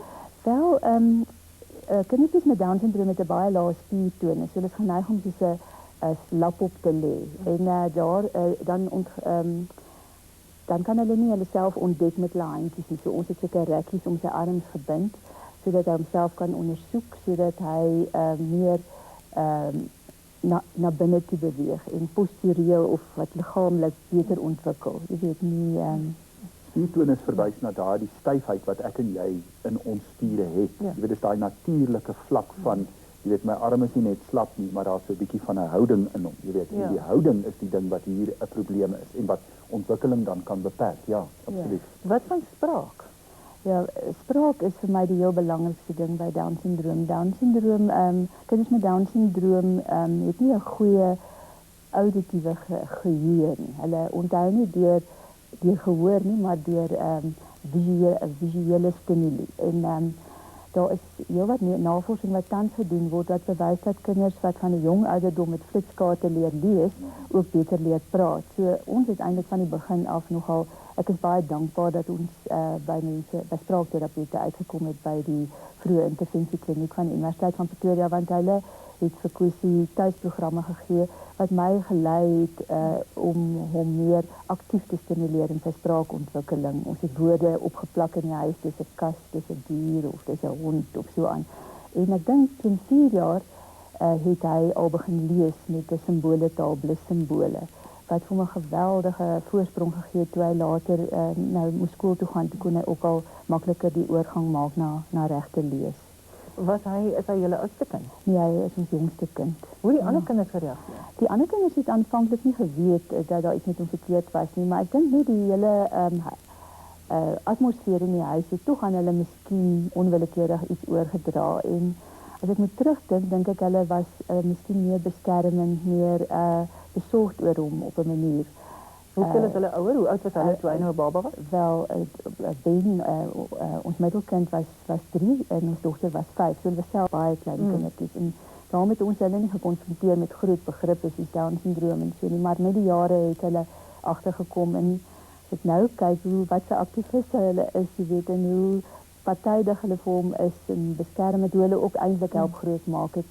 Dan kan ek net sê, jy weet, die geborgenheid binne in die gesin is van die grootste belang. En die feit dat daar dan kinders is wat 'n normale ontwikkelingspad loop, trek hom eintlik ook per definisie so 'n bietjie saam. Want as die spel en die gedeelde konteks, dis juist hoekom daai stimulasie moet in 'n gesin plaasvind, né? In die normale spraakmodel. Korrek. Franco, maar daar's navorsing wat wys dat kinders wat fisies gekoester word. Ja. Alle kinders. Ja. Ook kinders wat niks maak ontwikkel beter as kinders wat nooit aangevat word nie. Nee, dit is baie ou werk, jy weet, wat wys vir al hierdie babatjies wat die ouers dan van te sterwe kom en daai babas so half groot word dat hulle wegkwyn en soms self kan doodgaan daarvan as klein babatjies. En natuurlik in later jare is daar die aanraking en kontak ensovoorts geweldig belangrik. Daar word so baie oorgedra deur daai fisiese kontak en warmte emosioneel, maar ook die fisiese stimulasie daarvan, jy weet. So dis geweldig belangrik, korrek. En jou groter kinders nou ook met hom, so die groter kinders speel met al die pop met die kleintjies. Ja, hulle het nogal, hy het die ou slapnekkie gehad. Weet jy, mens moet altyd kyk dat hom mooi vashou en daai dinge, maar ons het hom altyd so op 'n skuinskussing laat lê en allerlei ballonne oor hom gehang en hulle was altyd dienig met hom en oor hom en om hom en dan saam het hy ook later betrokke geraak by al die musiek in die huis en al die ou dingetjies van ons gesin saam met ons uitgegaan. Ek het net gedink, as ek terugkyk, sou ons miskien nog meer die Weier gesin ook betrek het. Miskien het ons tog gedink, as 'n gesin moet ons nou ons geluk beskerm en ons nou maak dit alles regwerk vir Kosie. En ons kon hom baie makliker gaan aflaai het by ons vriende, by familie en so aan. Met die jare saam het ons 'n groot netwerk van ondersteuningspersone gehad, maar ek dink hierdie hele kindwees in die gesin en in die gemeenskap kan 'n mens nie onderskat nie. Na die breek sluit Kosie self vir ons aan, maar kom ons kyk eers na Kosie die musikant en die akteur.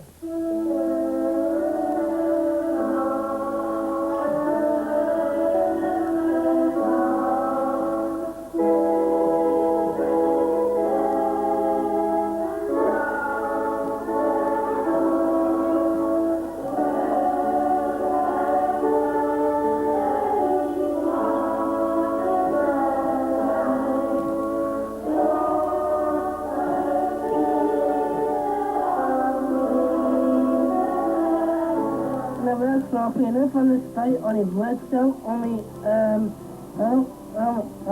op die buiswoord en de stel. En zet je uit de vriendin van Adele.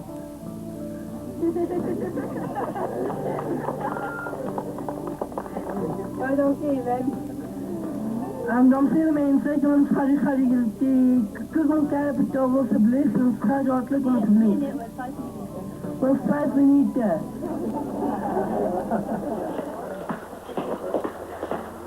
Oh, dis 'n kwessie. Is dit ons vleis? Dis reg van myn. Baie dankie. Is dit alles? Ja, Stuur vir oom Swannie groete. ek maak so. Hi. Want die zin dan ik speel die rol van Quizzy in een werkelijke delen en speel ik net Quizzy's man. Ja. Hoe gaat het met jou, Chris? Ja, ga je dat niet met jij? Goed, dankie. Met jou weer de start vandaag. Ja. Is het goed gegaan? Ja, dit is van mij is. Ja, maar wat dan lekker. Het is ja, jy is nog geboren vir die kassie. Ja, baie. Ja. Het jy mooi gepakt? Ja, baie. Het jy nou ooit beklei? Kwessie jy en Ben? Nee. Nie dat hy kan onthou nie, maar hy weet die Kwessie het 'n temperament aan hom. Ja, nee. Oh, really? Oh, really? Medihelp, jou gesondheid is kosbaar.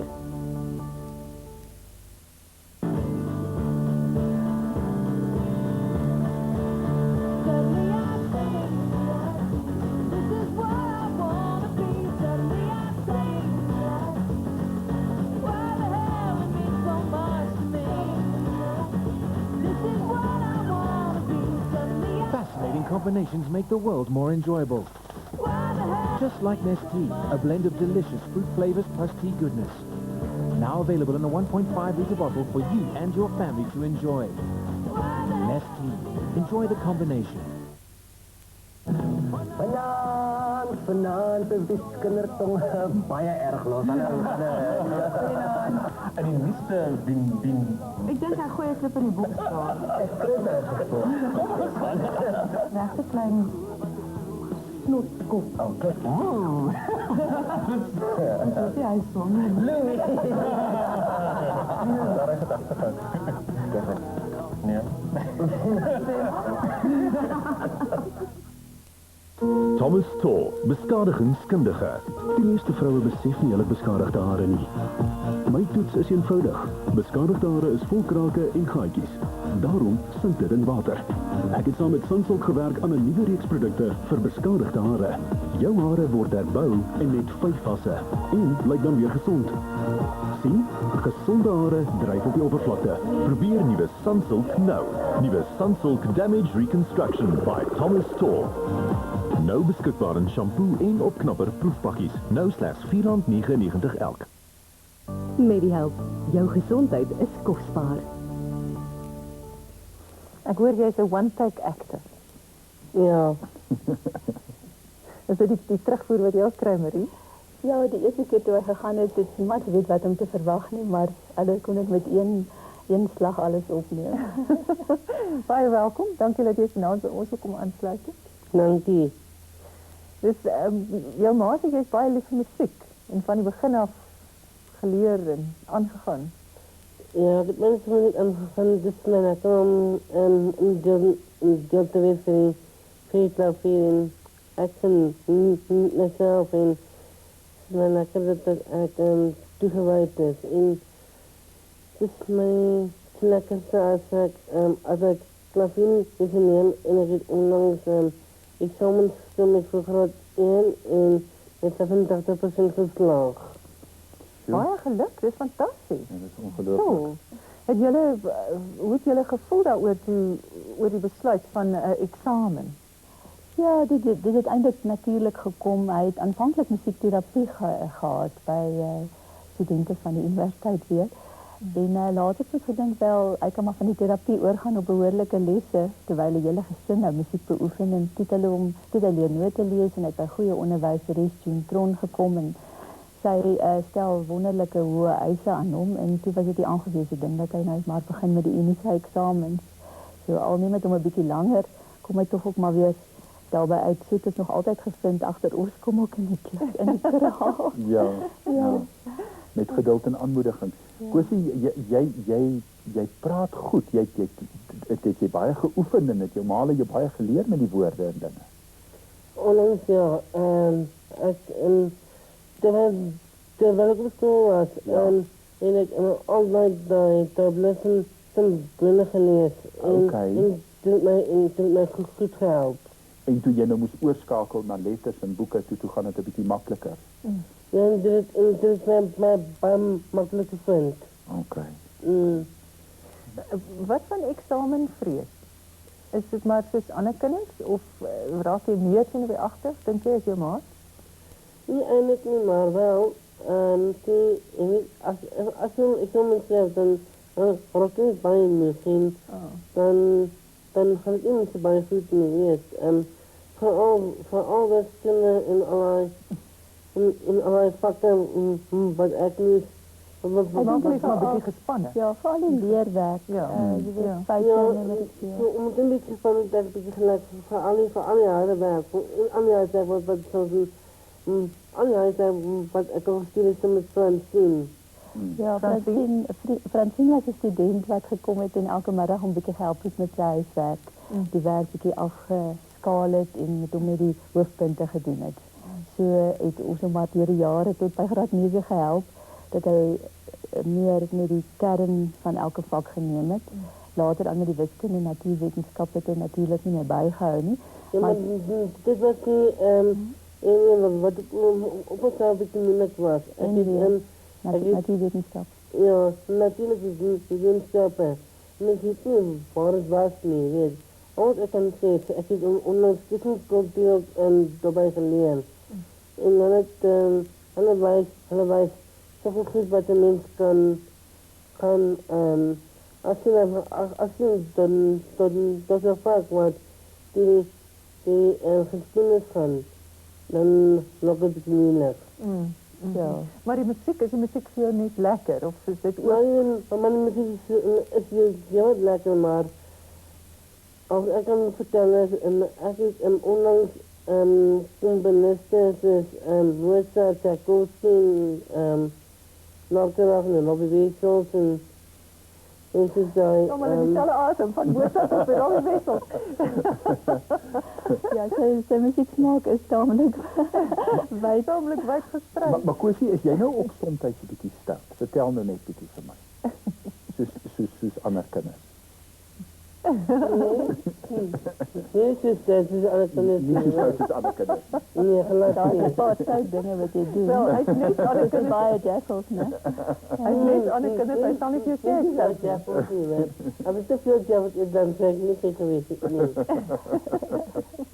Kom ons praat 'n bietjie oor dieet en oefening. En julle het nou net al gesê dat die spiertonus, nou dit beteken natuurlik dis nie vir hulle so maklik en dus nie so lekker om rond te hardloop nie. Ja, beweeg 'n bietjie stadiger. Ja. Ek het onlangs iets gelees wat sê kinders of persone met Down-syndroom met 2 spoedmeting, stadig en nog stadiger. Ja. En van die dinge wat in ons huis die meeste gesê het, is maak gou, Kosie, maak gou.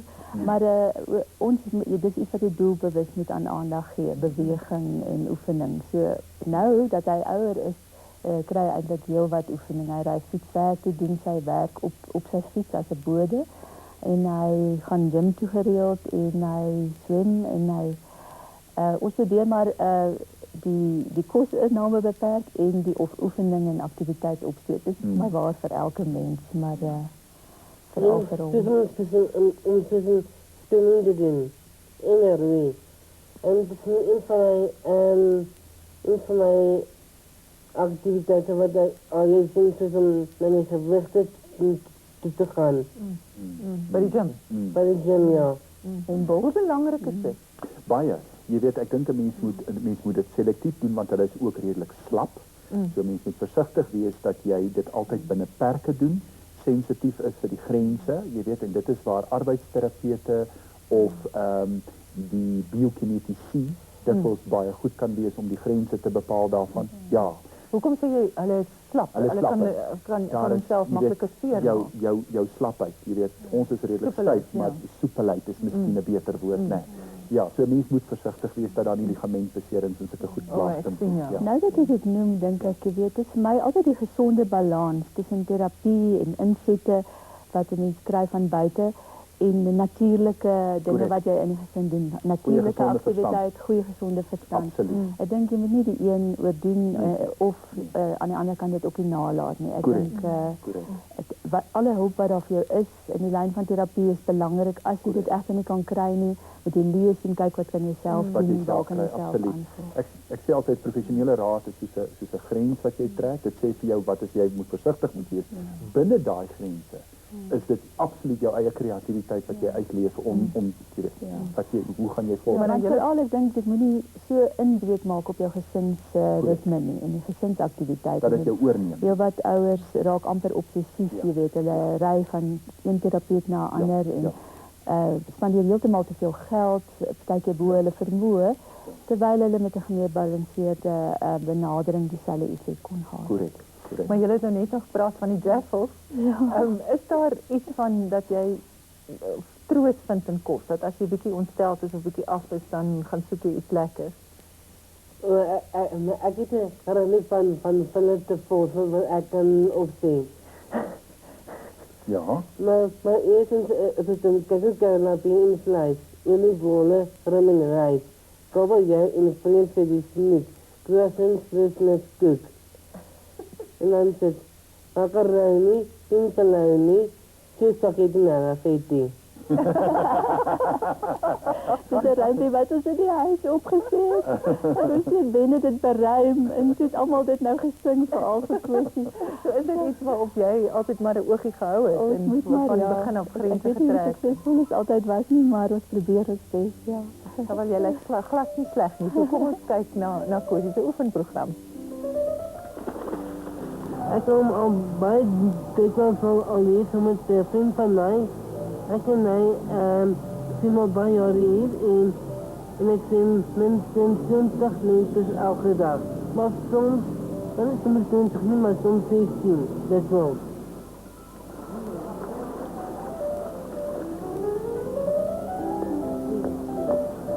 Ek sien niet naar eieren en soms en soms doe ik eens mijn vriend het lang daarbij rijdt hier. En is een pakje chips daarbij en het is vrij lekker als je niet net.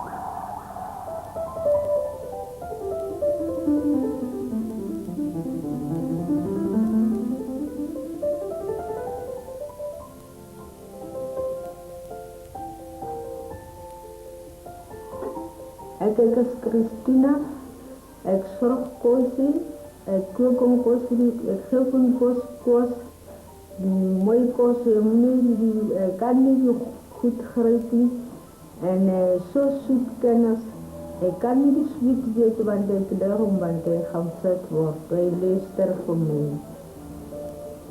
Hy is so soet kind, dat hy kent kosie. Hy luister vir my, want ek is sy ma, by die dag.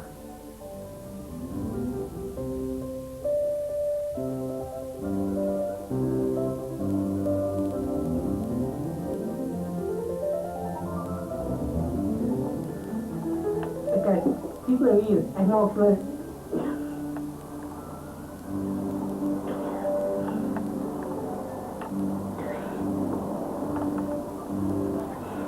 Dit is lekker deeglike sit-up daai.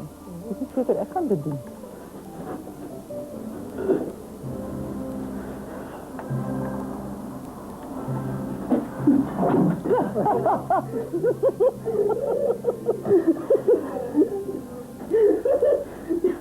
Sorry, maar ik ben beginnen doen.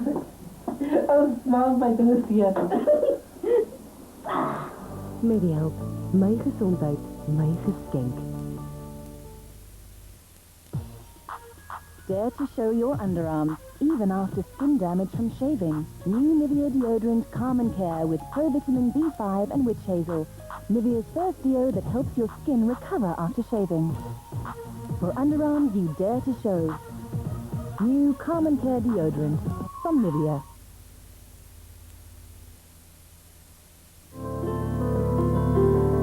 Kan u onthou dat u seun, Dr. Konrad Bester, hier daai aand gestamp het? Wat ek wil weet is, wil jy 'n klag teen Dr. Bester lê?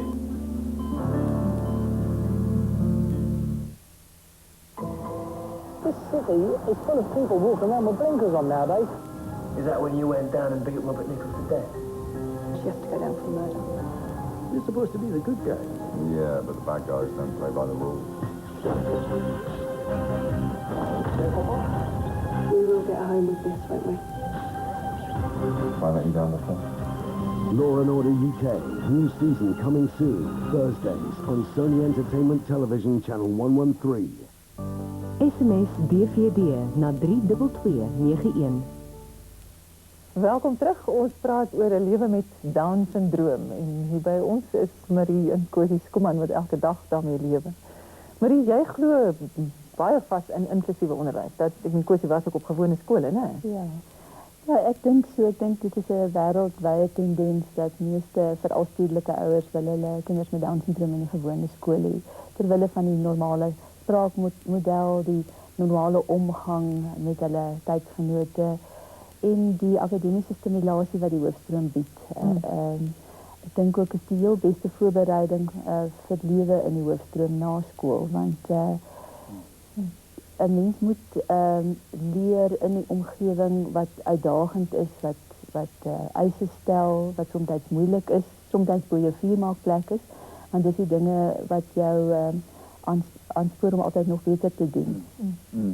Was dit soms vir jou moeilik, Kosie, om in 'n gewone skool te wees met kinders wat makliker leer as jy? Nee, dit is niet moeilijk nie, maar voor mij is het niet zo lekker om mijn vrienden te zien en het is mij niet lekker te. En voor alle stellen dingen zoals tussenluid, dat is het pittig aan de rek. Of wat het is, sê jy? Oh, dat is het pittig aan de rek. Die bus is 'n toeter te Ja, so al die katte kwaad wat hy aangevang het toe skool. En zo al die rekorten en dat is niet wat. En nog tijd die teams, maar dat is echt nooit gelijk nie. Wel, niemand like dit nie. Ja, maar jy het hom altyd, ek wil amper sê 'n bietjie gedruk, soos wat 'n mens maar met enige kind doen. Die musiek ook, dit was lesse. Hoekom moet jy dit eintlik dit moet gebeur? Sien ek dit nie soveel as druk nie, as eerder as om nie 'n plafon op hom te stel nie. Ek het 'n broertjie dood aan mense wat sê hy het sy plafon bereik of jy ons hierdie ou kindertjie sal dit nooit kan doen nie of so nie, weet jy. Ja, want hoe weet jy as jy nie Hoe probeer weet jy, absoluut, ja. En dit is altyd om maar weer die volgende mylpaal te stel. Ons het nogal geduld gehad oor die jare gelede. Dit vat maar lank, jy weet. Soos ek het toe jy so hard geleer het om vir ons te sê wat kom uit die hoender se eier en hy is dit net nie as ek op kan kry dat dit 'n mot is nie. Maar al daai dinge het reggekom. En het is niet verstommend wat een geheer hy het as dit kom by dinge wat hom aangaan en wat hom raak. Asof jy nou die Blaubulle se eindtellingen oor 3 jare terug kan gee, maar vra vir hom nou die datums van die Boereoorlog. En jy weet as dit nou daarop aankom, is dit nou so belangrik. Dit is eintlik daai ek moet ook bely, ek sien ja, dit ook nie. Ja, Maar nou ja. dit is daai saam leer met kinders. Ja, Dis daai dit is eintlik om te leer hoe om te leer, hoe om te werk, om gedissiplineerd te wees op tyd, vinnig te beweeg, die boeke uit te soek, die vakke te weet waaroor gaan elke vak ten minste. Die inhoud is ook belangrik, maar nie so belangrik vir sy uiteindelike lewe in die werksplek nie. Maar wat gebeur met selfrespek as jy die hele tyd aan die een kant word jy gestretch, jy moet 'n bietjie harder werk en dink as wat jy daar as wat dalk van self kom, maar aan die ander kant is jy die hele tyd agter. Ja. Ek dink dit is hoe onderwysers dit hanteer. Onderwyser wat weet hoe om 'n kind aan te moedig binne sy eie vermoë en vir hom die volgende mylpaal te stel en daarna toe te werk. Kan wondere verrig.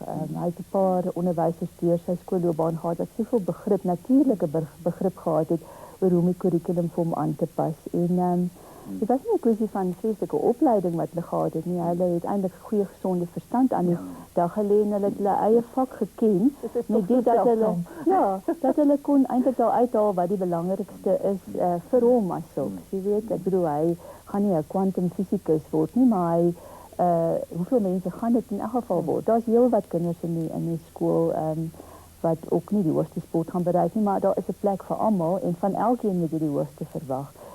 Ja. En die interessante ding ook is dat net deur klein aanpassings, dis die ding wat my opval, kan jy eintlik verby daai hekkies kom wat vir jou opgestel word. Die tweede ding is absoluut opvallend hoe goed Kosie se selfbeeld is, né? Hoe gemaklik hy is met homself, né? En jy is nie skaam oor jouself nie, Kosie. Jy's okay. Ek fyn mami. Ja. Ek is nog nooit skaam nie wel. Okay. Ja. Nee, absoluut. Dit is, ek het eendag 'n Italiaaner hoor sê, dit is my so 'n inspirasie gewees. 'n Mens ontwikkel jou eie identiteit in die spieël van ander. Dit help nie jy het onrealistiese verwagtinge oor jouself of jy sien jouself nie soos ander mense dit sien nie. En dit is hoe jy eintlik die mees volwasse persoonlikheid kan ontwikkel. En die rol van bewusmaking van die gemeenskap en dan van groepe soos is daar 'n Down-sindroom vereniging van Suid-Afrika. Alles dis baie belangrik. Doen ontsaglik baie in onderwysersopleiding.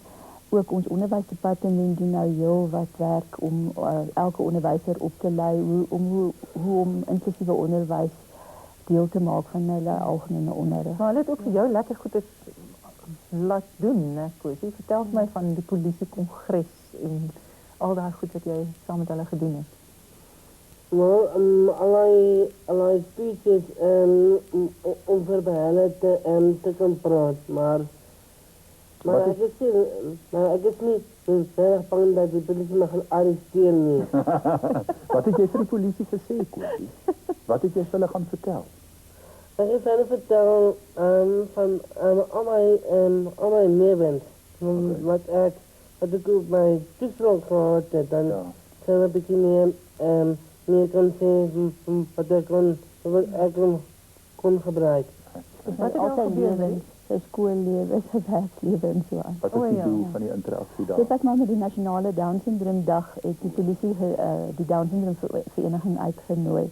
Dit is vir my so interessant dat ons in 'n samelewing woon waar daar nou so bewussyn is oor gestremde regte en dat daar soveel veldtogte is wat deur staatsdepartemente ook aangebied word vir hulle eie werknemers. Wat van die toekoms van verhoudings en so aan? Ja, ek dink dit is alles deel van normaal lewe in die samelewing. Daar is geen rede waarom 'n persoon met Down-sindroom nie ook 'n lewensmaat moet hê nie, normale verhoudings moet aanknoop nie. Jy weet, die tyd sal vir ons nog leer hoe dit sal gebeur. Ja. Daar's nog nie sprake van dan. En is Kosie 'n vriendin wat hy baie lief is om na danse te neem. Dans is 'n baie belangrike deel van sy sosiale lewe, né, die danse van die Down-sindroom vereniging. Oh ja, die dans was baie lekker. Ek het baie geëet, maar nie dikwels nie, maar dit is my net so van daai alle petty dinge wat ek gebruik. Maar al wat ek kan vertel is, ek en my vriendin was goed weggekom, maar het is baie lekker en dit is mijn jongen. Het is heel belangrijk in mijn leven. En eigenlijk gedrink en ik was van een enige goal in mijn leven niet. Maar als ik kan zeggen, dat gaan we nog steeds maar een liefde. Maar ons vriendschap kan genieten. So, waar staan jy nou in sy werkslewe? Het klink vir my daar's 'n vol program. Ja, hy het halfdag werk. Hy werk by die Universiteit van Pretoria as 'n bode by kommunikasiepatologie en dan werk hy by die bindery van die mediadiens van die universiteit as 'n boekbinder. En waarvan ek baie hou is dit is regte werk vir regte betaling. Hy's 'n gesalariede en hy het 'n pensioenskema gaan hy eendag hê en alles is dis nie 'n guns wat hom bewys word nie. Hy doen beskermde arbeid. Dit is hy lewer 'n diens en as hy nie daar is nie dan word hy gemis en ek dink dit is so belangrik. Dit is nogal 'n benadering wat nou gevolg word wêreldwyd. Al kan persone miskien nie 'n voldag werk nie, kan 'n halfdag werk of hulle kan verskeie deeltydse werke hanteer om 'n werksweek op te maak. Dit alles saam dra ontsaglik by tot sy algemene geluk en sy tevredenheid met die lewe, sy selfstandigheid, sy volwassenheid. Is absoluut ondenkbaar om te dink dat hy nie sou werk nie, dink. En dis nie net vir hom wat dit so belangrik is, net soos in die onderwys, ook nie net vir hom wat dit belangrik was om ingesluit te wees, is vir die hele gemeenskap, vir al die ander kinders. Die wonderlike voorreg om so 'n persoon te leer ken en met so 'n persoon saam te werk. Dus dit stel net nuwe eise aan die werksplek en gee vir mense meer begrip vir andersheid. En die toneelspelerij? Wel, in die toneelspelerij is het my bietjie maklik. Al ek kan sê, miskien... Hoe dit gebeur? Het hulle vir jou gebel en gesê, jy moet... Nee, hulle het my gebel. En ek het gesê, ek moet kom vir die volgende episode.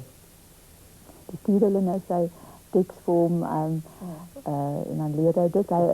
Hy ken die regisseur Dani Odendaal en die wou graag ook 'n rol skep vir verstandelik gestremde en Kosie het nou heeltemal goed in die rol ingepas. Maar baie lekker, mam. En ek kon nie baie, ja, het is mij bijna om als Kosie te spelen. En vooral om al die andere acteurs van Zevende Laan te leren kennen. Ja. Hou jy van Zevende Laan? Kijk jy Zevende Laan? Ik kijk Zevende Laan, ja. Dit is mijn heel belangrijkste episode. En ik kijk die hele Zevende Laan, want het is bijna lekker. Oké. Wel, hier is een printje van Kosie in zijn werkomgeving. Kosie's Koeman is al vir 2,5 jaar al hier in die binderij. Die binderij is bibliotheekdienste. Dit is dienste wat Kosie vir ons lewe. Waar hy vir ons die boeke as dit klaar gerouter is, dan word die boeke, die strippie wat agter op die rug gesit word, sal hy om en dan sal hy dit plaas op die rug agter. Kosie is 'n gewaardeerde kollega en toe ek gister praat van die onderhoud wat ons gaan voer vir hierdie video-opname vir die DVD. Toe sê hy vir my hier op die eind, Alta, ek wil vir jou sê, Down-syndroom pla my nie, want dit is deel van my lewe.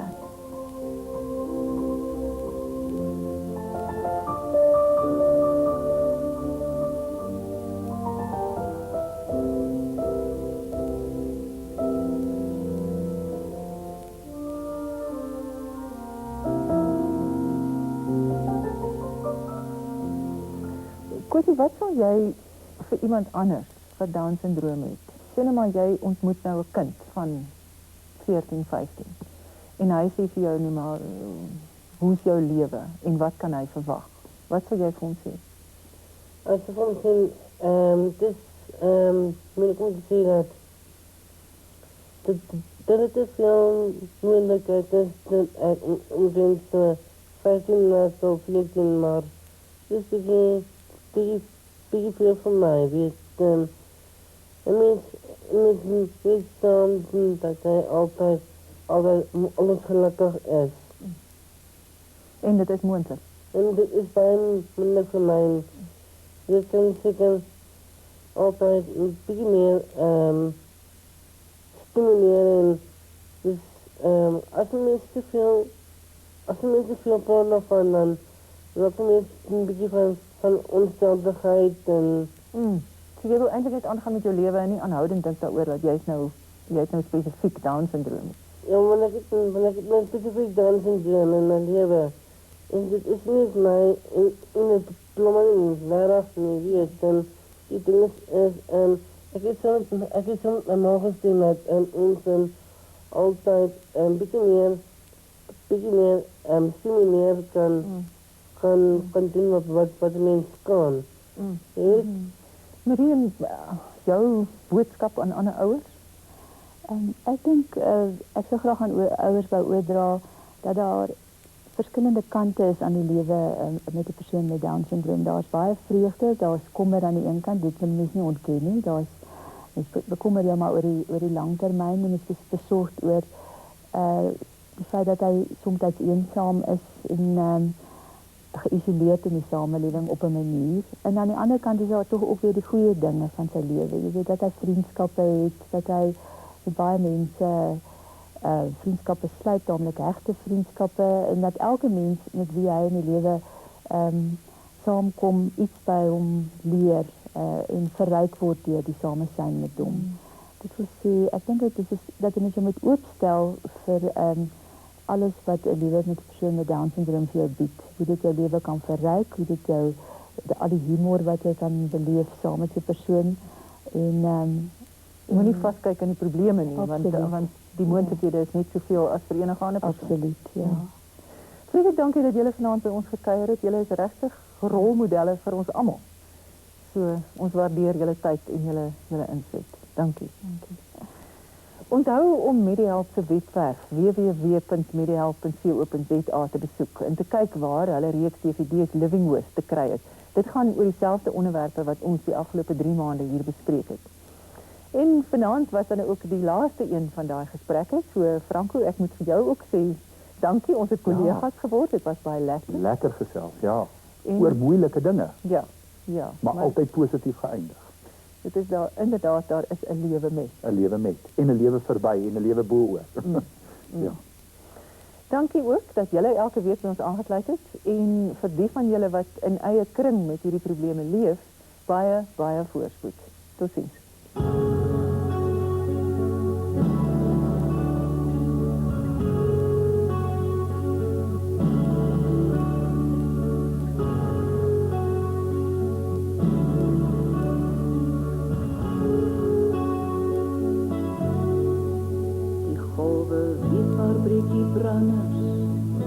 Hulle dink hulle is vry.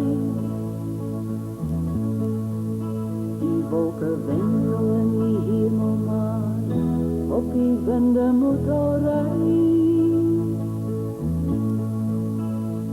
Dis vroeg in die dag op Blauwbergse strand. Die wind gaan nog waai, die son gaan nog brand, maar dis koel na die lang nacht. Ons groet die dag.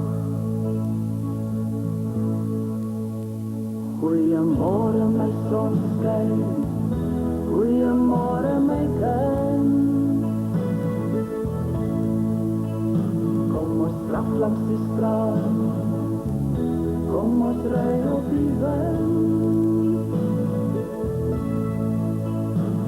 Die stand sal ons groei en die strale sal brand.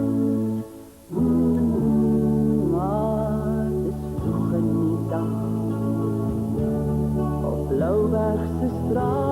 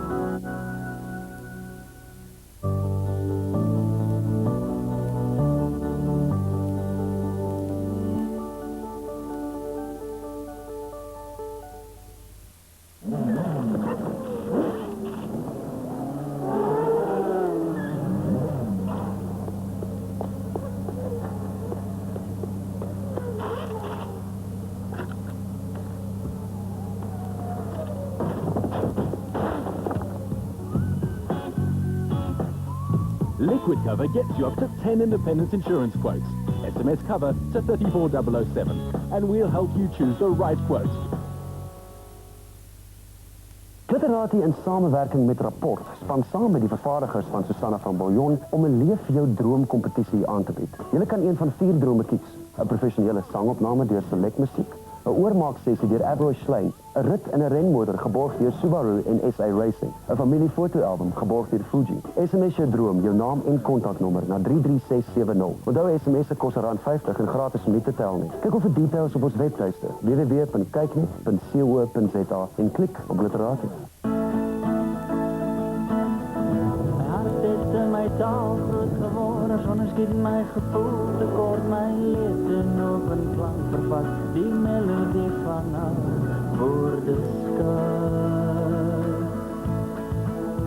En als ik droom,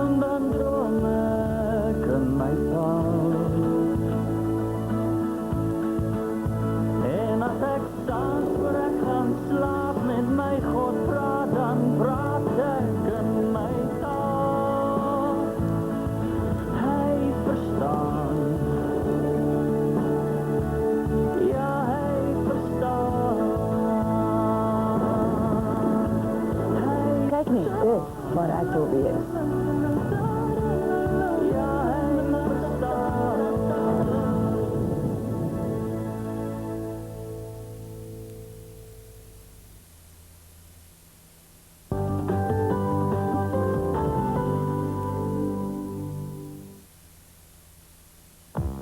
Glam Guru, trots geborg deur Helen produkte.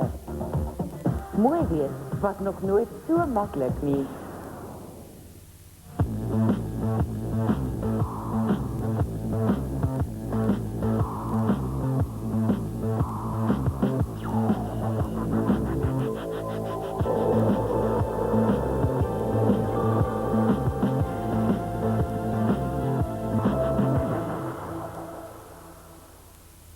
Welkom by Glam Guru waar ons sorg dat jy altyd op jou beste lyk. Beide ons deelnemers is sakevroue en hulle is deeglik bewus dat eerste indrukke 'n transaksie kan maak of breek. Jana is 'n finansiële adviseur en Michelle werk in die mediese bedryf. Hulle weet om na ure in 'n warm motor, nat gesweet en gestres by jou kliënte op te daag, boesem allerminst vertroue in. En om die bal in die rol te sit, staan ons staatmakerspan, Riani en Natasha, reg om vir Jana by te staan, en Charlene Adel gaan vir Michelle 'n cool voorkoms skep wat kalm selfvertroue uitstraal. Om jy weg te spring, gaan ons die regte uitrusting kies wat sommer met die intrapslag jou asem sal wegslaan.